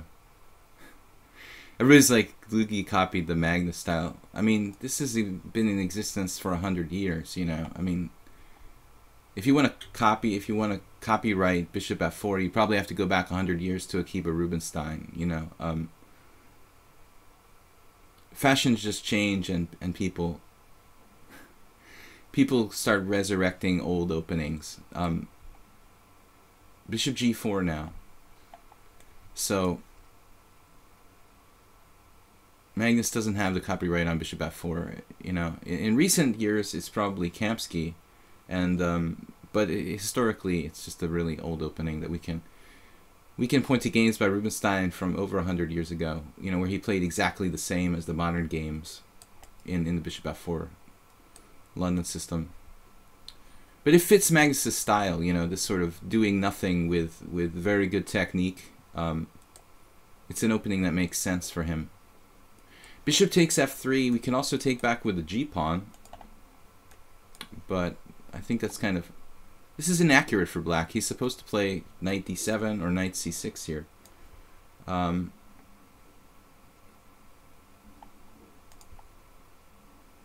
we've just got a King's Indian. A kind of King's Indian. I think I have to play D5 now. If I play anything else, my position is questionable.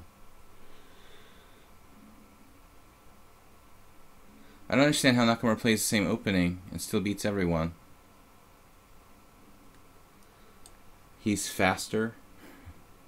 Number one. It doesn't matter what opening you play. I mean, if you're talking about a time control like 1-0 or something, what difference does it make what opening you play? It's not like real chess. The simpler the better, probably. The more systematic the better. You know, you don't want to play like really complicated stuff in 1 minute chess.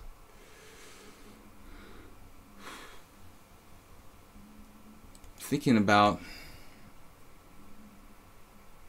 what we should do here.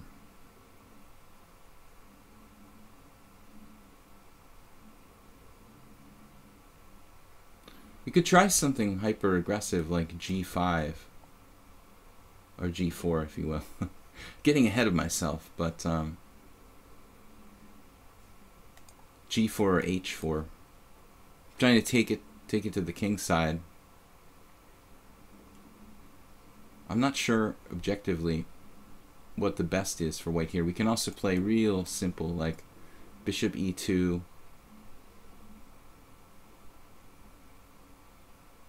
Knight C5, Queen C2. Actually, Bishop E2, Knight E8, then maybe G4. The problem is he could play maybe Bishop F6 and Bishop G5. Bishop E2, Knight E8, maybe H4, then F5. Bishop E2, Knight E8, and then Bishop F6, Bishop G5. Alright, let's just try it. I don't know. There's a couple different ways to try to play this position. H4 is definitely a move. G4 is a move. I'm just awaiting developments here. I'm not committed to castling kingside or queenside.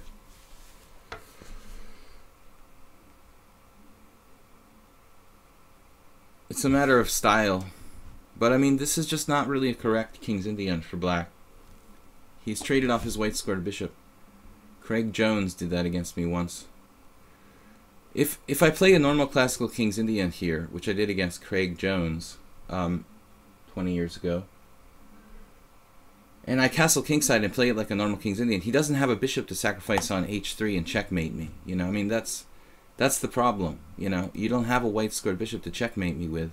How are you gonna checkmate me? You're not. You know, that's a big problem.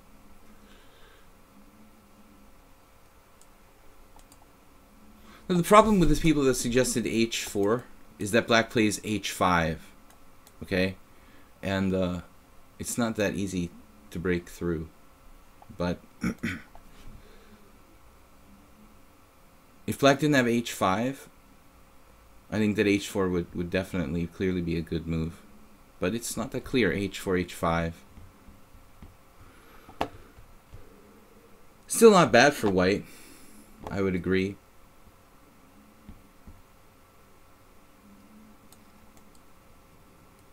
I'm more interested in g4.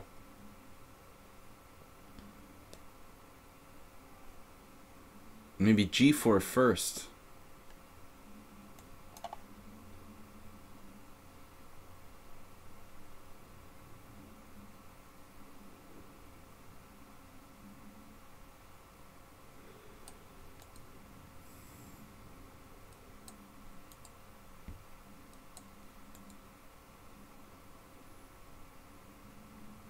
If knight c5, I can take and play g5, and then play like h4, bishop g4 with advantage.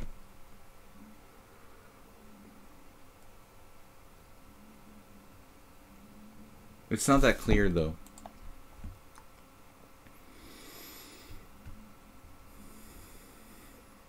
Now this is the only problem. I was having hallucinations here. I started to have hallucinations.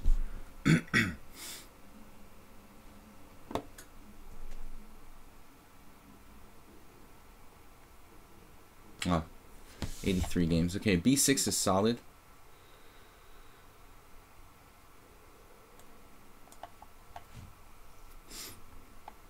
It's basically like an Averbach King's Indian.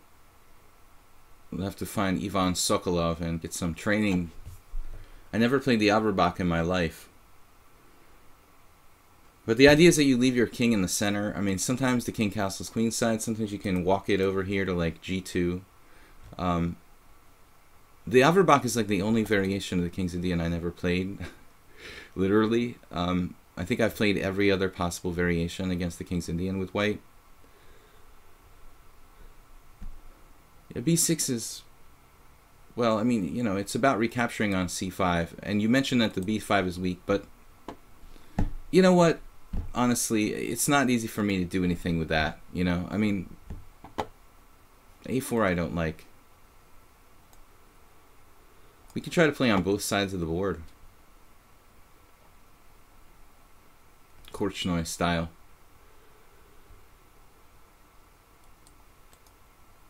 I definitely don't like a4 for black because that allows me to play b4. You know, he should make it harder for me. I have to play rook b1, b3, a3, b4. It takes a long time.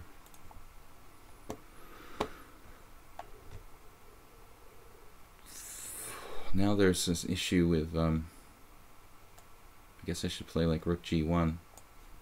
There's an issue with this pawn, and I don't want to play f3 if I don't have to. We're just kind of keeping him restrained. I mean, I don't have to checkmate him brutally, you know, in your face style. I can just kind of slowly squeeze him to death. I think that's the best way to do this. I could play f3 at some point.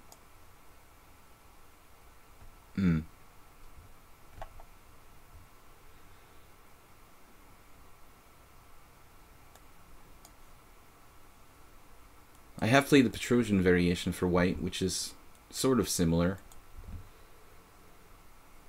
I mean, theoretically, this is supposed to be good for me because he doesn't have a white squared bishop. His other bishop is bad.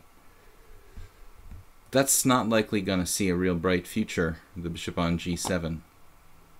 I'm just playing rook g1. I'm containing him. You know, he's not going to be playing f5 anytime soon with the g file opening up. Though,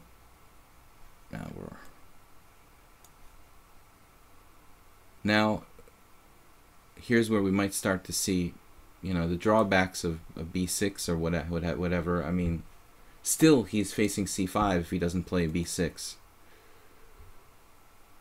So it's not an easy life. Queen d2 might just win material.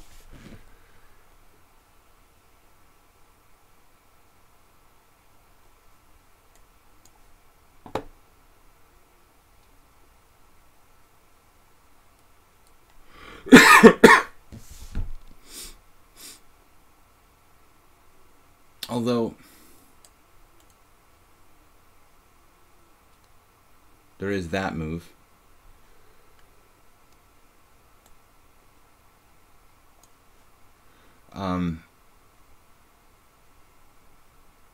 I'm not interested in the material. I'll tell you what.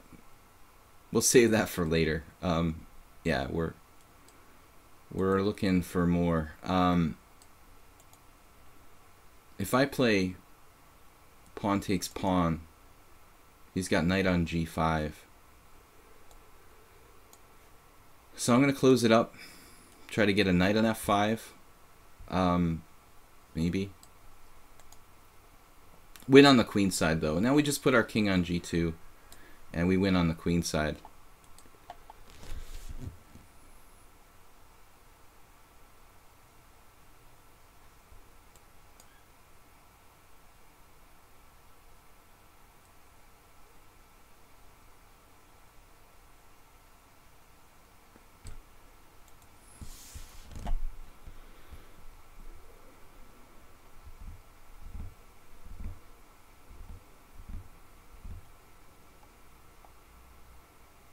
Oh, okay, this is a dramatic moment here. Played c5. If I take, maybe if I take and play like knight b5 now, he's got some counterplay. So maybe I don't do anything.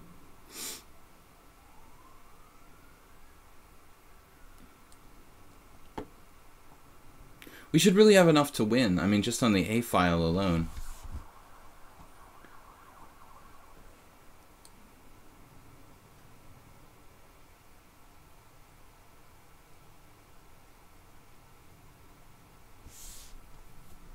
This guy's like tricky and resourceful.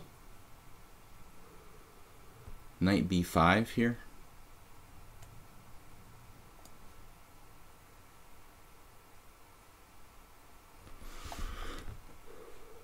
The base of his pawn chain will be under surveillance.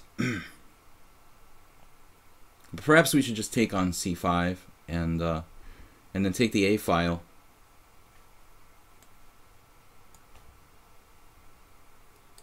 Nothing fancy, you know. He's got very few moves.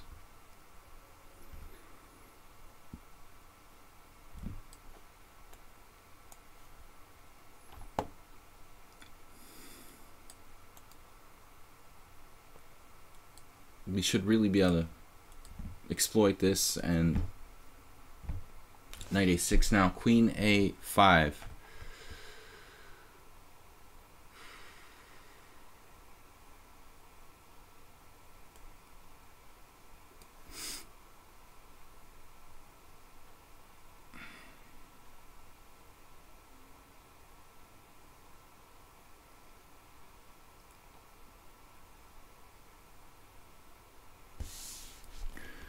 I could definitely sack my queen. Possibly for queen and rook and knight, you know, and pawn on d6.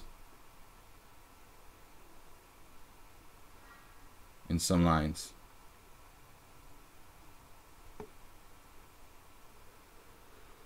He just doesn't have very much counterplay.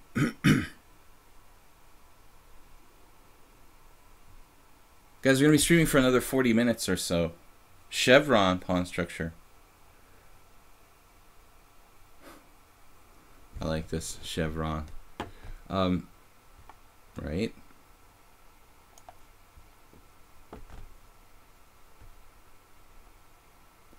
Zibbit. Do they have chevrons in Iceland? That's weird. I never would have imagined that.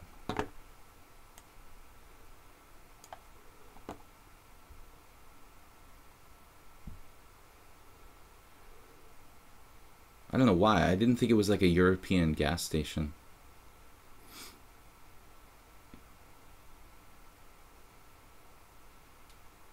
Is it time to sack our queen or something? Maybe we should just reorganize here. You know, forget this whole sacking the queen thing. But if I do that, then I'm letting him... Well, I mean, no matter what he does, he's never going to equalize here. It doesn't seem to matter. He's playing without a piece. I mean, this piece is just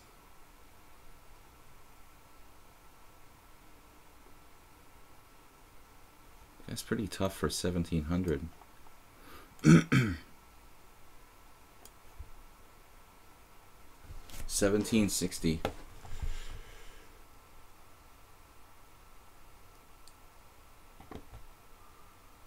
He's 1400 in blitz. Right?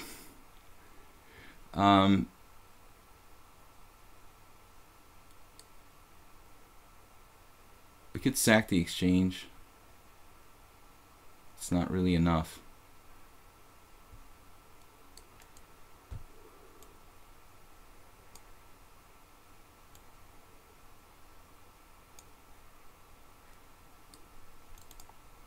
How's this guy 1400 in blitz? 83 games. Maybe I should extend the requirement to 100 games if somebody wants to play.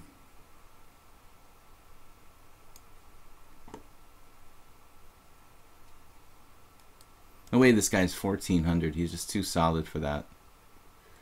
He's got his like 1800 friend playing. No, he's a 1400 friend playing blitz.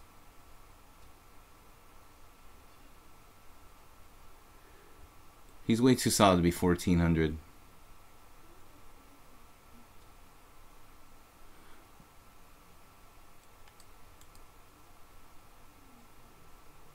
He's made some positional mistakes, but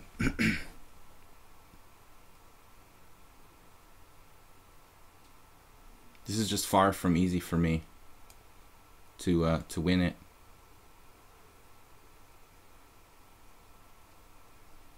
We just barely can try to grind him down. Like it was some sort of tournament game or something.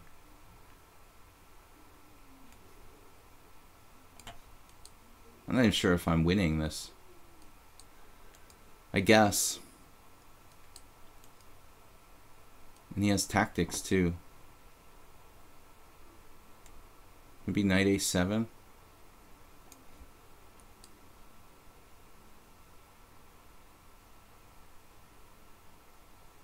Whoa. Look at that.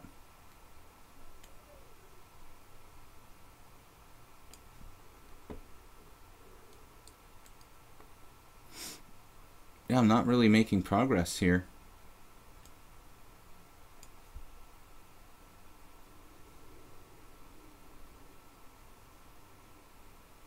$1,400, right, dude?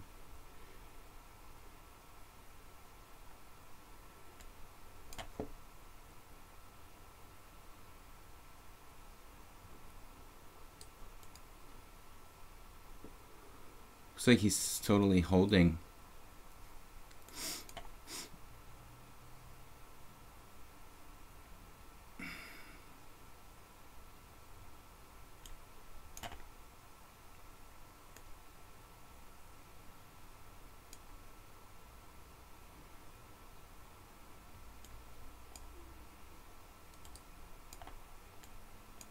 We managed to swindle him,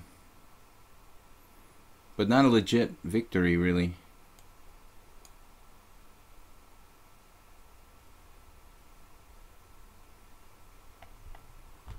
Just a piece, cheapo. Not a very convincing win. So we go back here before he dropped a piece, and I think, yeah, he's holding on here. I mean, it's just a draw. Knight takes c6, d takes c, bishop d8. I can't make progress. But apparently in this position I should try to massage black a little bit more accurately. Bishop d2. And then knight c2, and this pawn is a problem. Knight c6, king f8. Not sure if I'm winning here. Alright guys, tough game. Arsenal fan Richie, chess 960. It's 8 plus 3. Knight's always on h1 lately.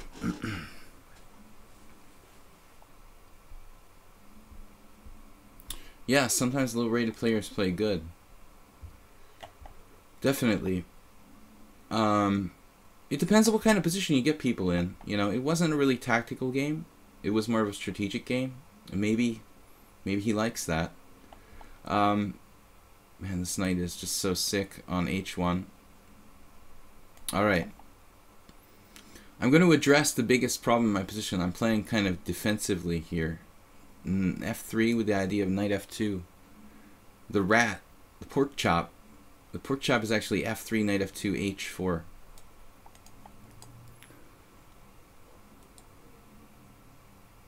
Well, there's no queen on d8 to come to h4, so that's good at least. And I thought that f3 also nullifies his bishop on a8. So it was a multifaceted concept playing f3. But definitely a defensive approach for white. That's alright. World Loser is so happy right now. Why? I didn't see any comments from World Loser. He was watching before. Oh, there he is. I like more open positions. Here so close. Close doesn't necessarily mean drawish, you know, World Loser. But I also prefer open positions. b6. Now, let's try to do the best we can do here. e5 looks like a good move. b6 is a good move. My pieces are sort of cluttered. I guess we'll play b3 ourselves. It's a bit strange playing with a knight on f2 for sure. I wonder if I could consider maybe c4. I guess you can consider anything you want. c4 is reasonable.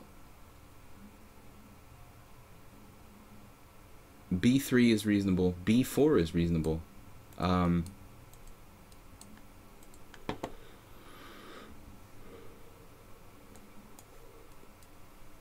It's hot in here. It's getting to be afternoon. I'm like baking. But I don't want to turn on the fan because it makes a lot of noise. c4 forced was called. Well, maybe it's forced, but it's possible to play it at any point. Maybe I should play it right away. Now he's not going to let me, on my terms, play c4 anymore. Classical center.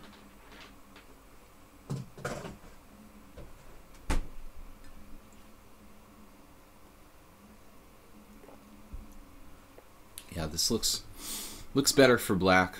I admit, I handled this opening a little too passively. That's alright, though. There are 16 pawns on board, and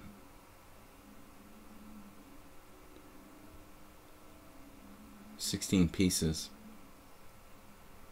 So that's a lot of stuff.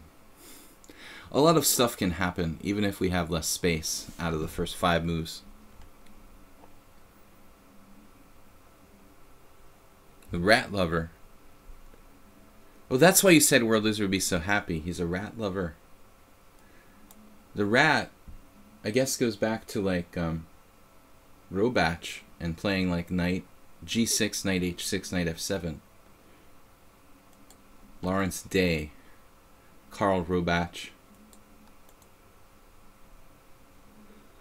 Who else played the rat? North Norway, Deep Wolverine. That's why you're deep. Tromsø or what?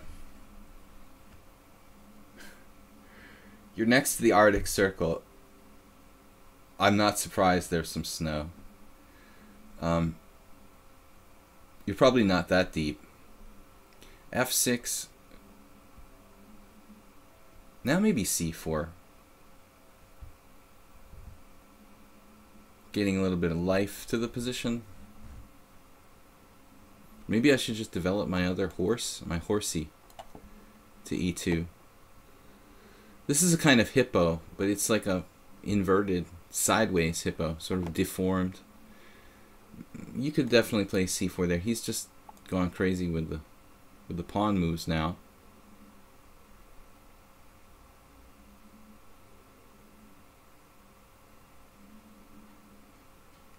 Why not?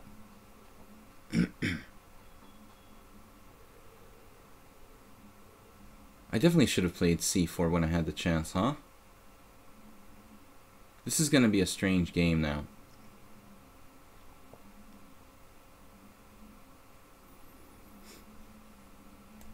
Counterattack. It looks like a Queen's Indian. English attack. Maybe g4, g5. I'll play. I have a really good idea here. You notice that he hasn't developed any pieces yet, but he has, because they're developed from the original squares. In a certain way, the black pieces, especially this piece, is developed. This piece is developed. We can develop our pieces from their original squares. Don't give away my secret move. Duncan Suttles. Okay, that's the main one. Suttles, Robach. Yeah, Suttles, of course. Thank you for that, Mel Blanc. Good call. Popular with the 70s Canadian set, the Rat Defense.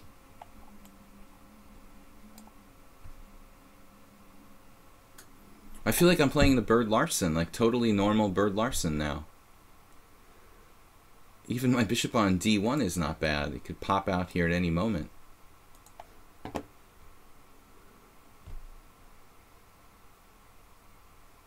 Now maybe we have to take. Knight g3.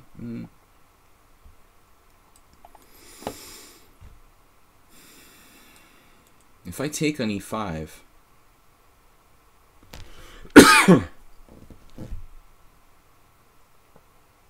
I'm afraid I've got to.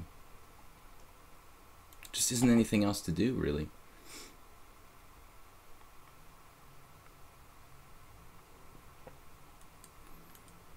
We got to clear the way.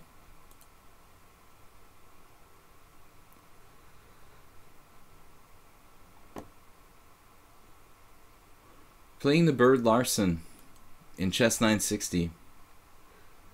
I don't have a good score with 1b3. I was hoping you'd play knight takes e5 actually, but no big deal.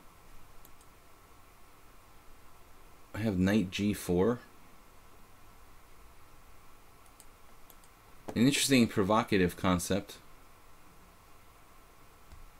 Why not knight d3?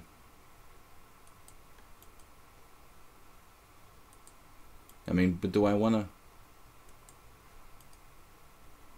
Yeah, why don't I just take? He takes with a knight? But then I wanted to play bishop takes a1. It doesn't help me.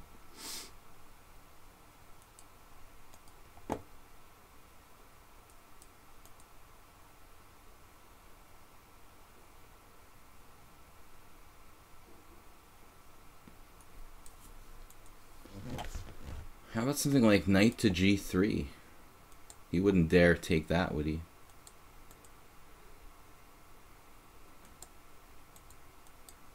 Knight d3.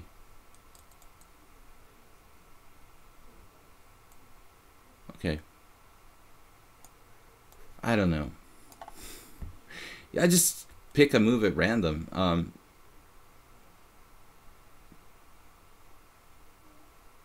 Black's play very good.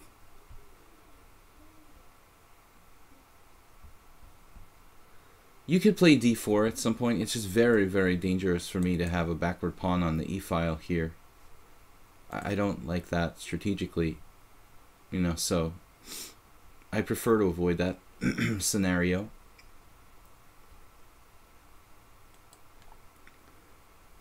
I think realistically this position is pretty even. Yeah, he has to take with a knight. I mean, it's not possible to take with the queen there. Is very silly. You would seriously endanger your own queen if you take the other way.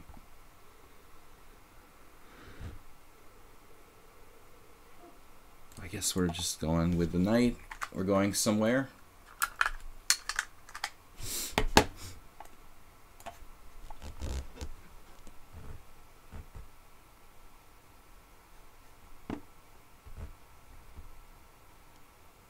Should black play d4? I don't think so. I mean, he's going to jeopardize his pawn structure if he does that. If he's got some tactics, if he was better developed, maybe d4 would be a better idea. Playing this really well, though, for black. The knight on e5 is strong. Should probably challenge it.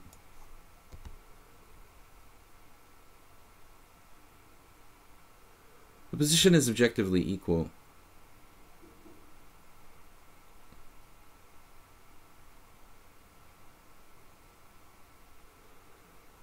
I want to challenge the knight without jeopardizing my pawn structure. If I play d4, he'll just move his knight away and I'll have a problem here along the c file. Maybe knight h5. Do we have any tactics realistically? Maybe.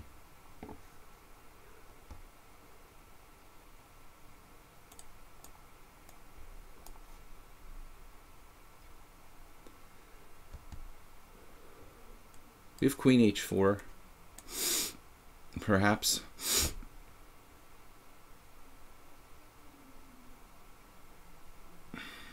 I don't know what's up with his chess 960 rating. Where is it, by the way? It's not even in the list. You can't even see the chess 960 rating. That's weird. 1482. Was it a good year? It seems even a bit more equal for black. Well, I don't know why. I mean, if you like your pawns advanced, I guess it's better for black. If you like your pawns not so far advanced, it's not better for black. Whatever floats your boat, how overextended do you want to be? If we're judging just in terms of space gained with pawns, I guess that's advantageous to black. Queen g3. It's not going to work here.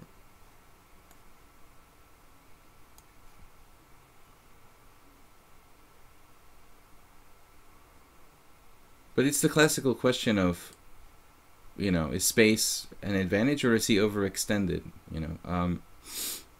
I think this is really close. This is really close.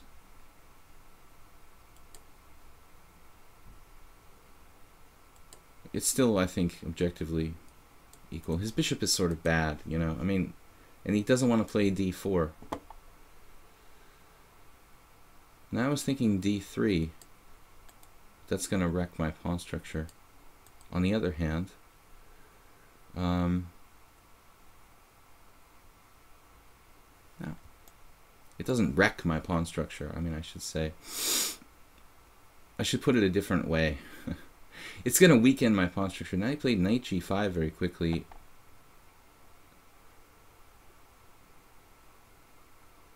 I underestimated this move, perhaps.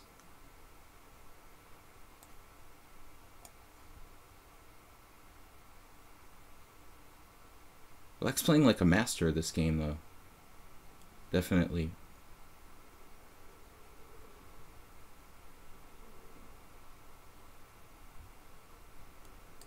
Yeah, he drove my bishop off the long diagonal, but his knight is sort of unstable on g5.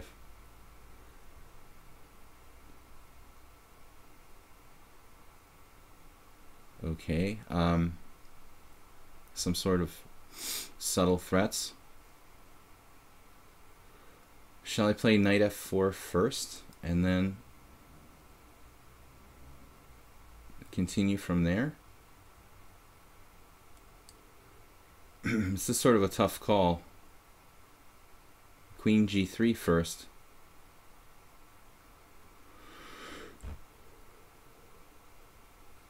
He's not actually threatening anything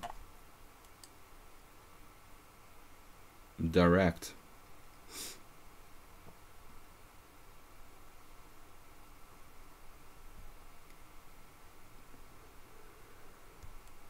Gotta move the queen.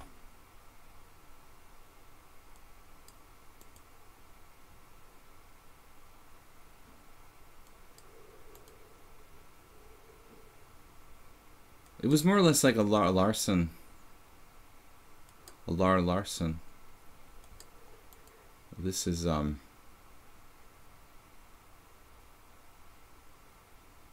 interesting.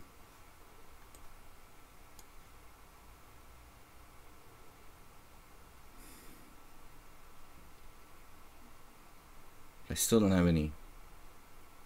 I still don't have anything, basically.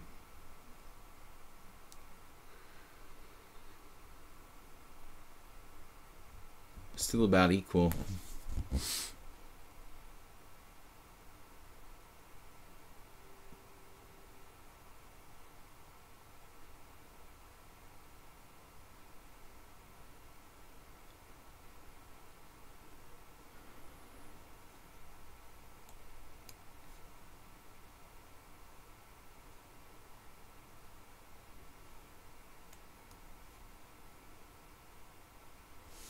I still evaluate it just about dead equal.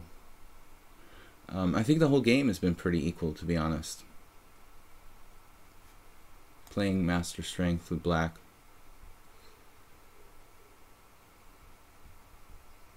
Guys, we have time for at least one more game.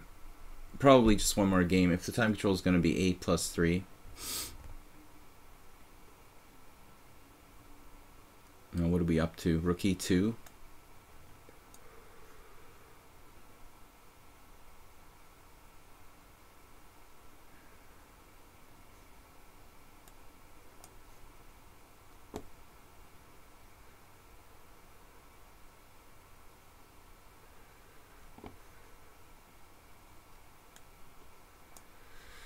I don't know about this move. It's sort of double-edged.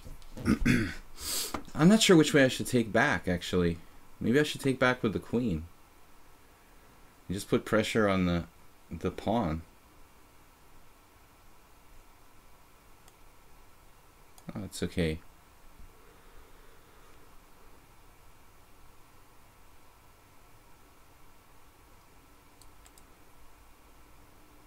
He's offering a draw here.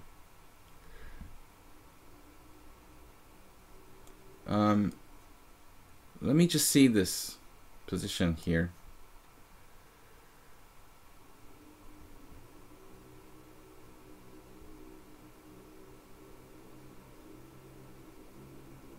You could be slightly worse if you're not careful with black.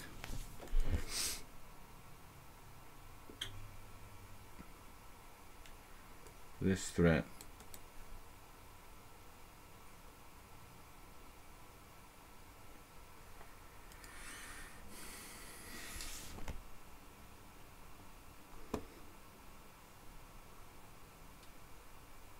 I guess objectively, I'm not really better here. The computer thinks I'm a lot better. King F2. For some reason, King F2 didn't even occur to me. This is like the one move I didn't think of. I was gonna play.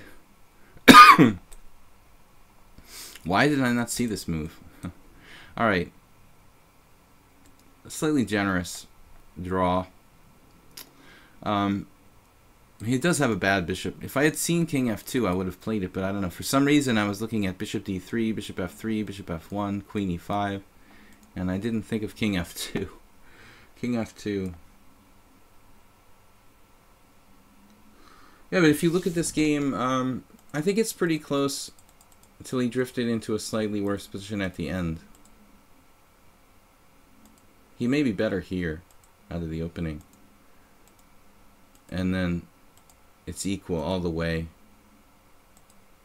I think it's equal all the way here till the end.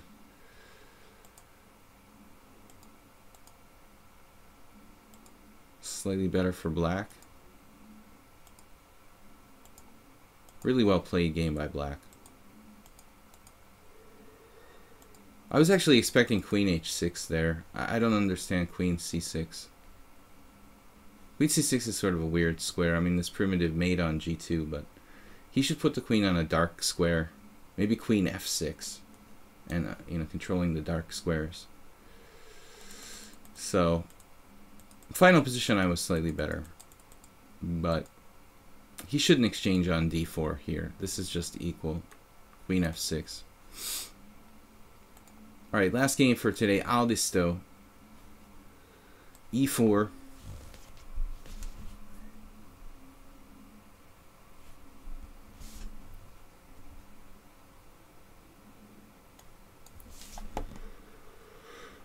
I think if it was a tournament game, I would have played king f2, but I don't know. For some reason, it just didn't occur to me. Aldisto is now 2,200. I think he has been before. Yeah, we must have played this before. I think I played knight c3 against him several times.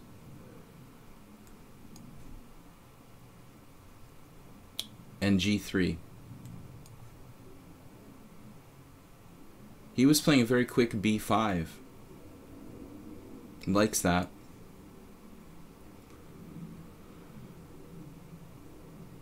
Black can also transpose to Scheveningen type of setups with like knight f6 and d6. I should probably learn something sharper for white.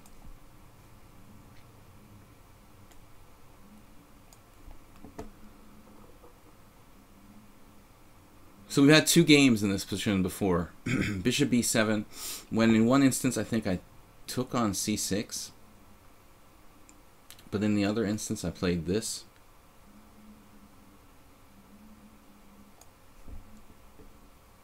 Which, it's really not a variation where there's a lot of games. With the way he plays with a6 and b5, it's actually pretty rare.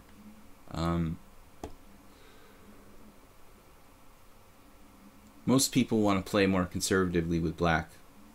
Knight f6, d6, bishop e7, get the king castled. This is a pretty risky approach, which isn't that popular. Kill the rabbit. Silverback Gorilla asked me, what do you think about women titles in chess? Do you want a multiple choice answer from chess.com or...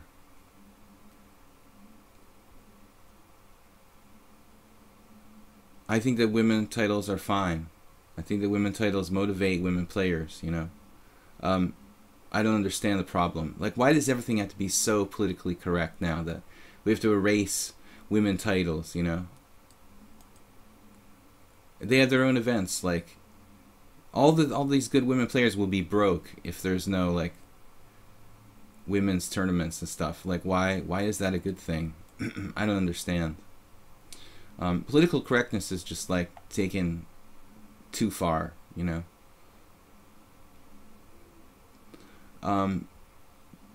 It's just like, why not have women titles?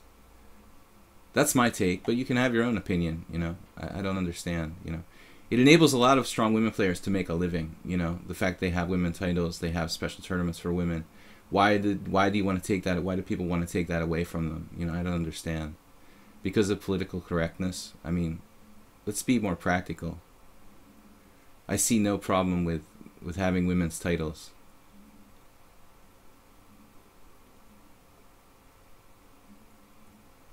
Bishop e7.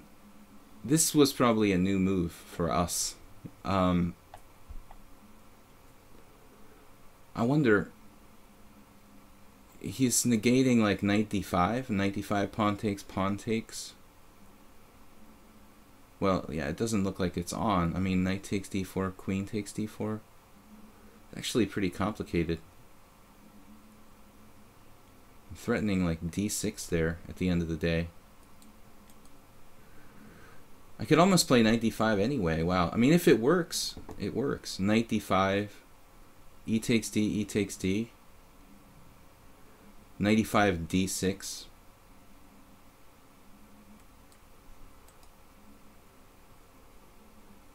Is there any problem with this? Knight d5, takes. Knight takes d4, queen takes d4. g7 is hanging, but he can like castle queenside.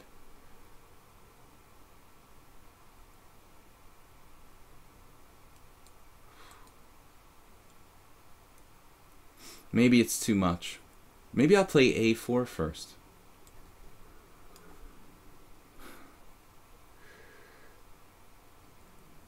I think that you did. You think that? Judith and Susan Polgar. Well, there's not too many Judith and Susan Polgars in the world.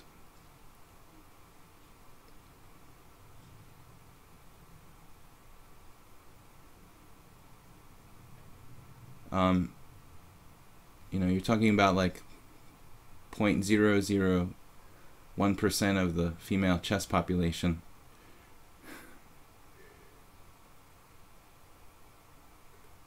I'm going to play this.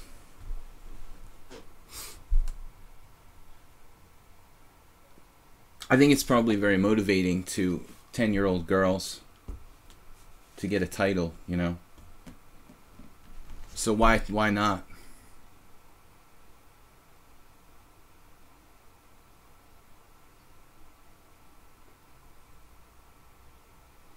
I'm not a big fan of political correctness. I mean, it's got to be to a certain level, but it's getting out of hand. Yeah, today's the last game. But they are regarded as a good player, man. I don't know what you're talking about. Like, of course they're regarded as a good player. That's why they're getting a title. You know how many women there are in chess compared to men? You have any idea what the proportion is? How low it is?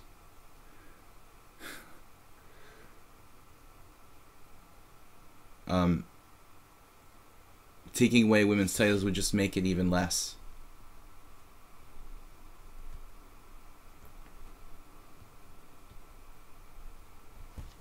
It's just a ridiculous chess.com generated discussion.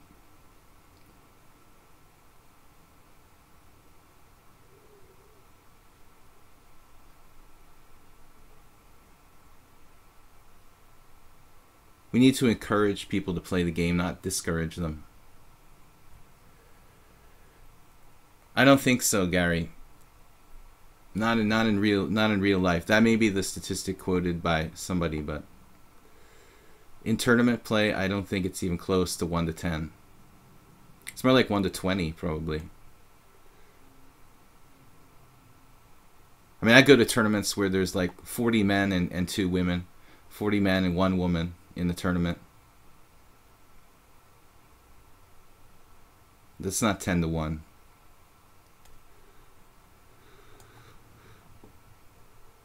I think I have a double threat here of d6 and queen takes g7.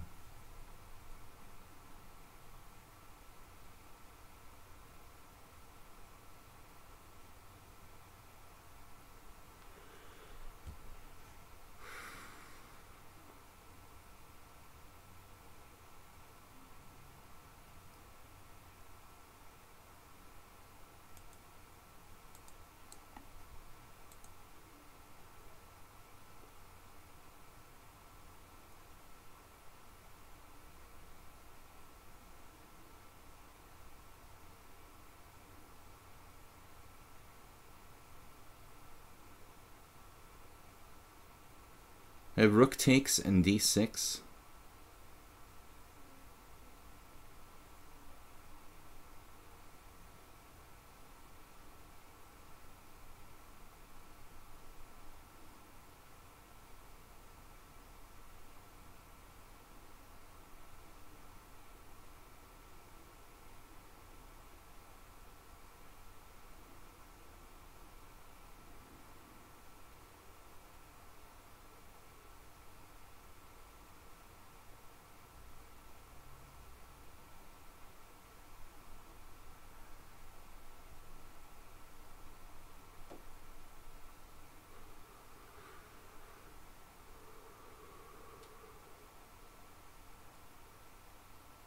I really thought that the inclusion of a4 would make this attack enough.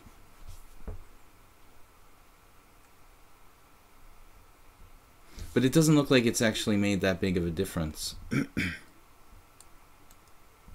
Rook takes e. I'm just giving up too much material there.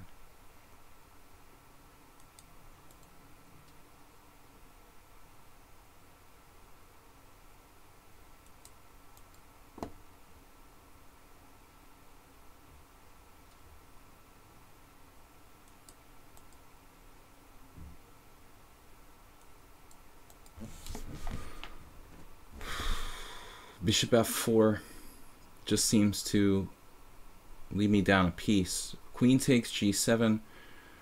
Bishop f6, queen takes f7.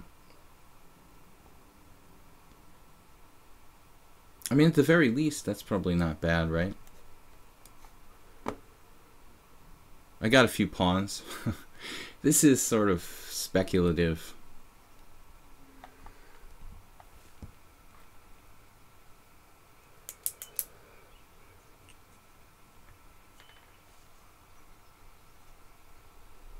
New uschess.org.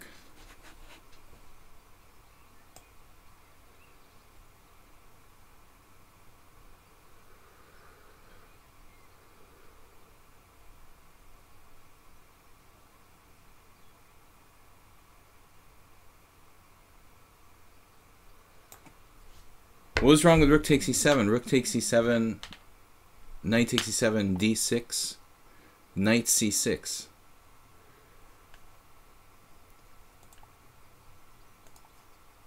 Rook takes e7, knight takes d6, knight c6. My queen is hanging on d4. Pawn takes c7, knight takes d4, pawn takes d8 check, rook takes d8. What's going on there? Maybe I should have done it.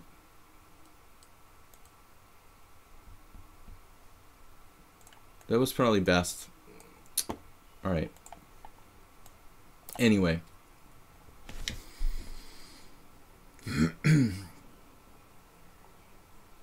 I still didn't think this is bad. I'm not sure how black develops, you know? But whatever. Maybe you're right. Maybe I should play rook takes e7. I'm getting a little bit low on time. Okay, materially we've got 3 pawns for a piece, and black's a little discombobulated. I think this is okay for white, though, you know, in its defense. You're up a piece, dude. 2 bishops, but how am I up a piece? Rook takes e7, knight takes e7, d6. Takes. I'm up a piece. But I'm down a rook.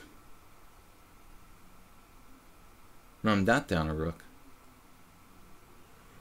I'm not up a piece. I'm not up anything. I'm up pawns.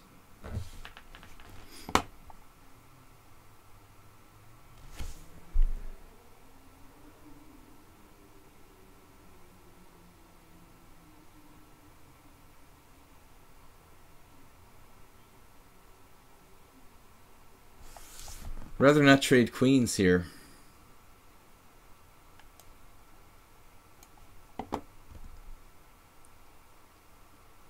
Yeah, maybe Justice Spot is right. Sometimes I just don't count pieces. It felt too easy, though. I felt like I was giving up a lot of pieces. Rook takes e7, knight, pawn takes d6.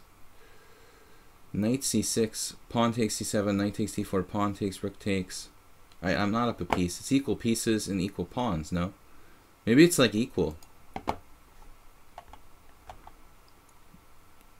No, I'm not up a piece. I mean, it's like equal pieces.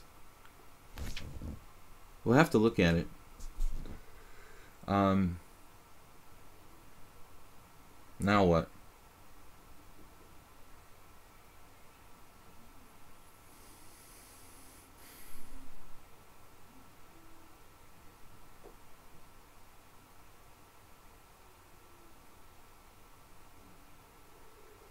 Okay, I don't have to do anything here. Maybe just develop.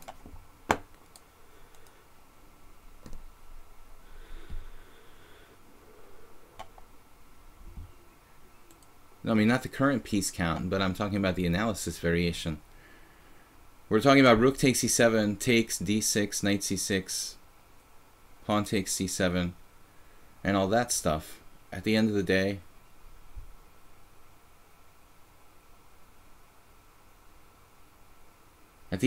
it's even material. I might be up a pawn. I'm not sure. I can't really visualize it.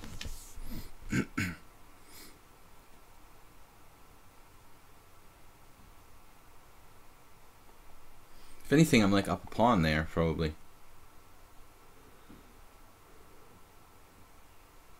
But I think I definitely lost the thread here.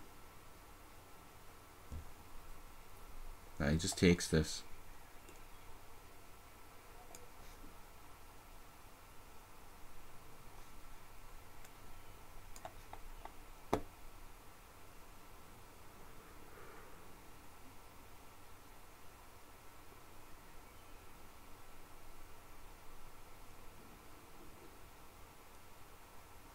This though is so strong and fast.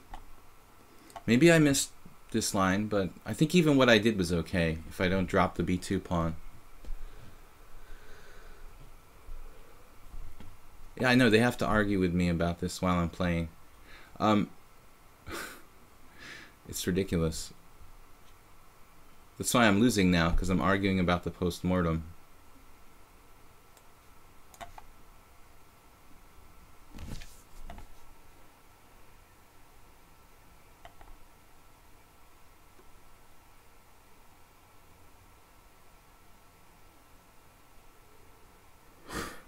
If I had been able to concentrate, I gotta think of some excuses.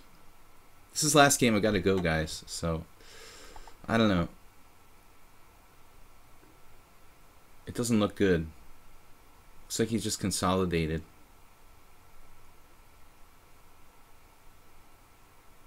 But I'm pretty sure that objectively the sacrifice was correct.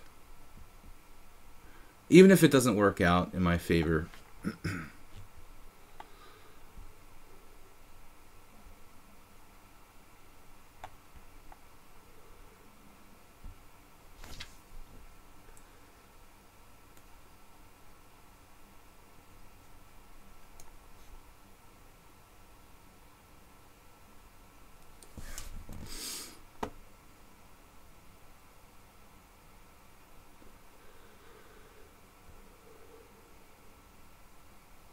Do I ever have any threats?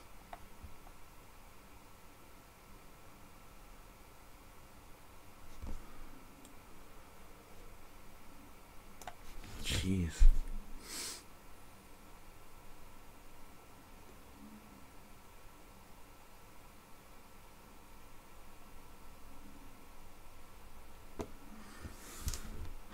He's just constantly molesting me here with this crazy threats. All the time, no matter what I do.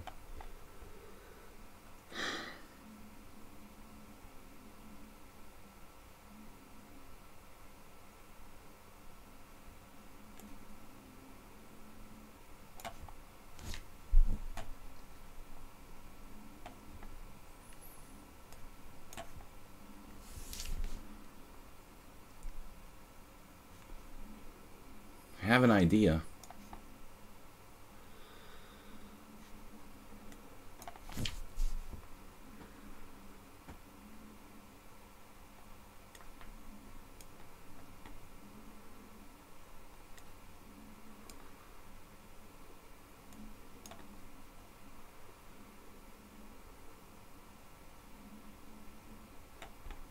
It's my very deep idea.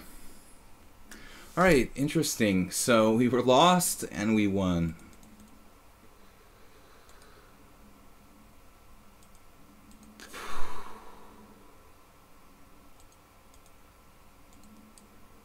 Yeah, here I don't have enough.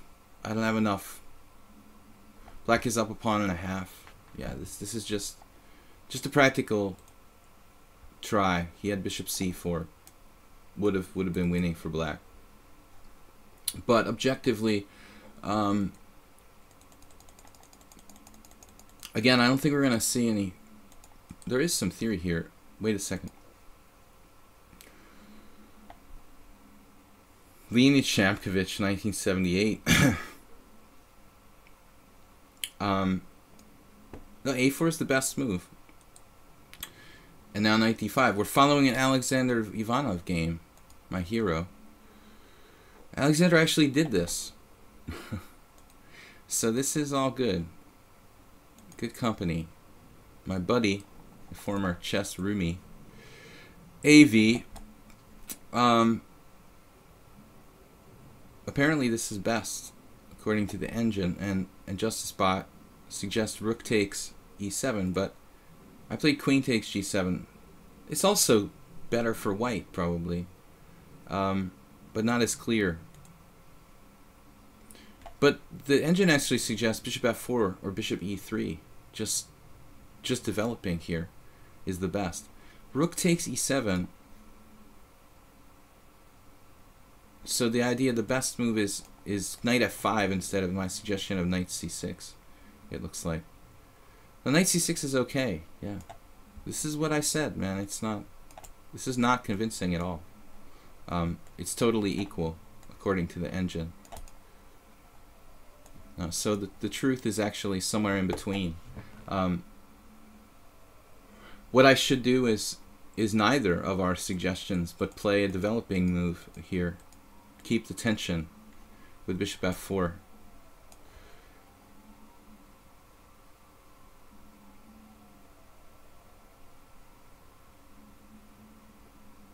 There's an interesting variation, bishop d6, queen takes g7, in between move, and then knight e7, wow, rook takes e7, bishop takes f4. This is kind of sharp because the g file opens up against white's king. No, I don't know, man. I mean, it's very unclear. There is also bishop e3.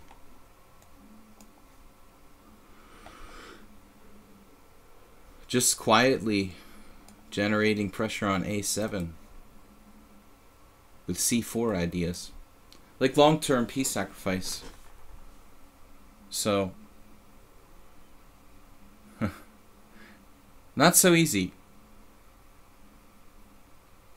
Black is okay, yeah. That's what I said, but he said I was up a piece. You know, it's kind of weird. Anyway, guys, we'll be back tomorrow, 10 a.m. CET, and thanks for joining us. We'll be playing some Weird Wednesday tomorrow stream. So unusual openings. Thanks everyone for joining. Thanks Blue Crow. Thanks for the interesting game, Aldisto. I think I need to find the truth here, but it's going to take a little bit of time. Definitely take a little time to sort this out, you know, what the best is. But I wouldn't want to play this for black. You know, this is not fun. Looks like an interesting game, but dangerous for black.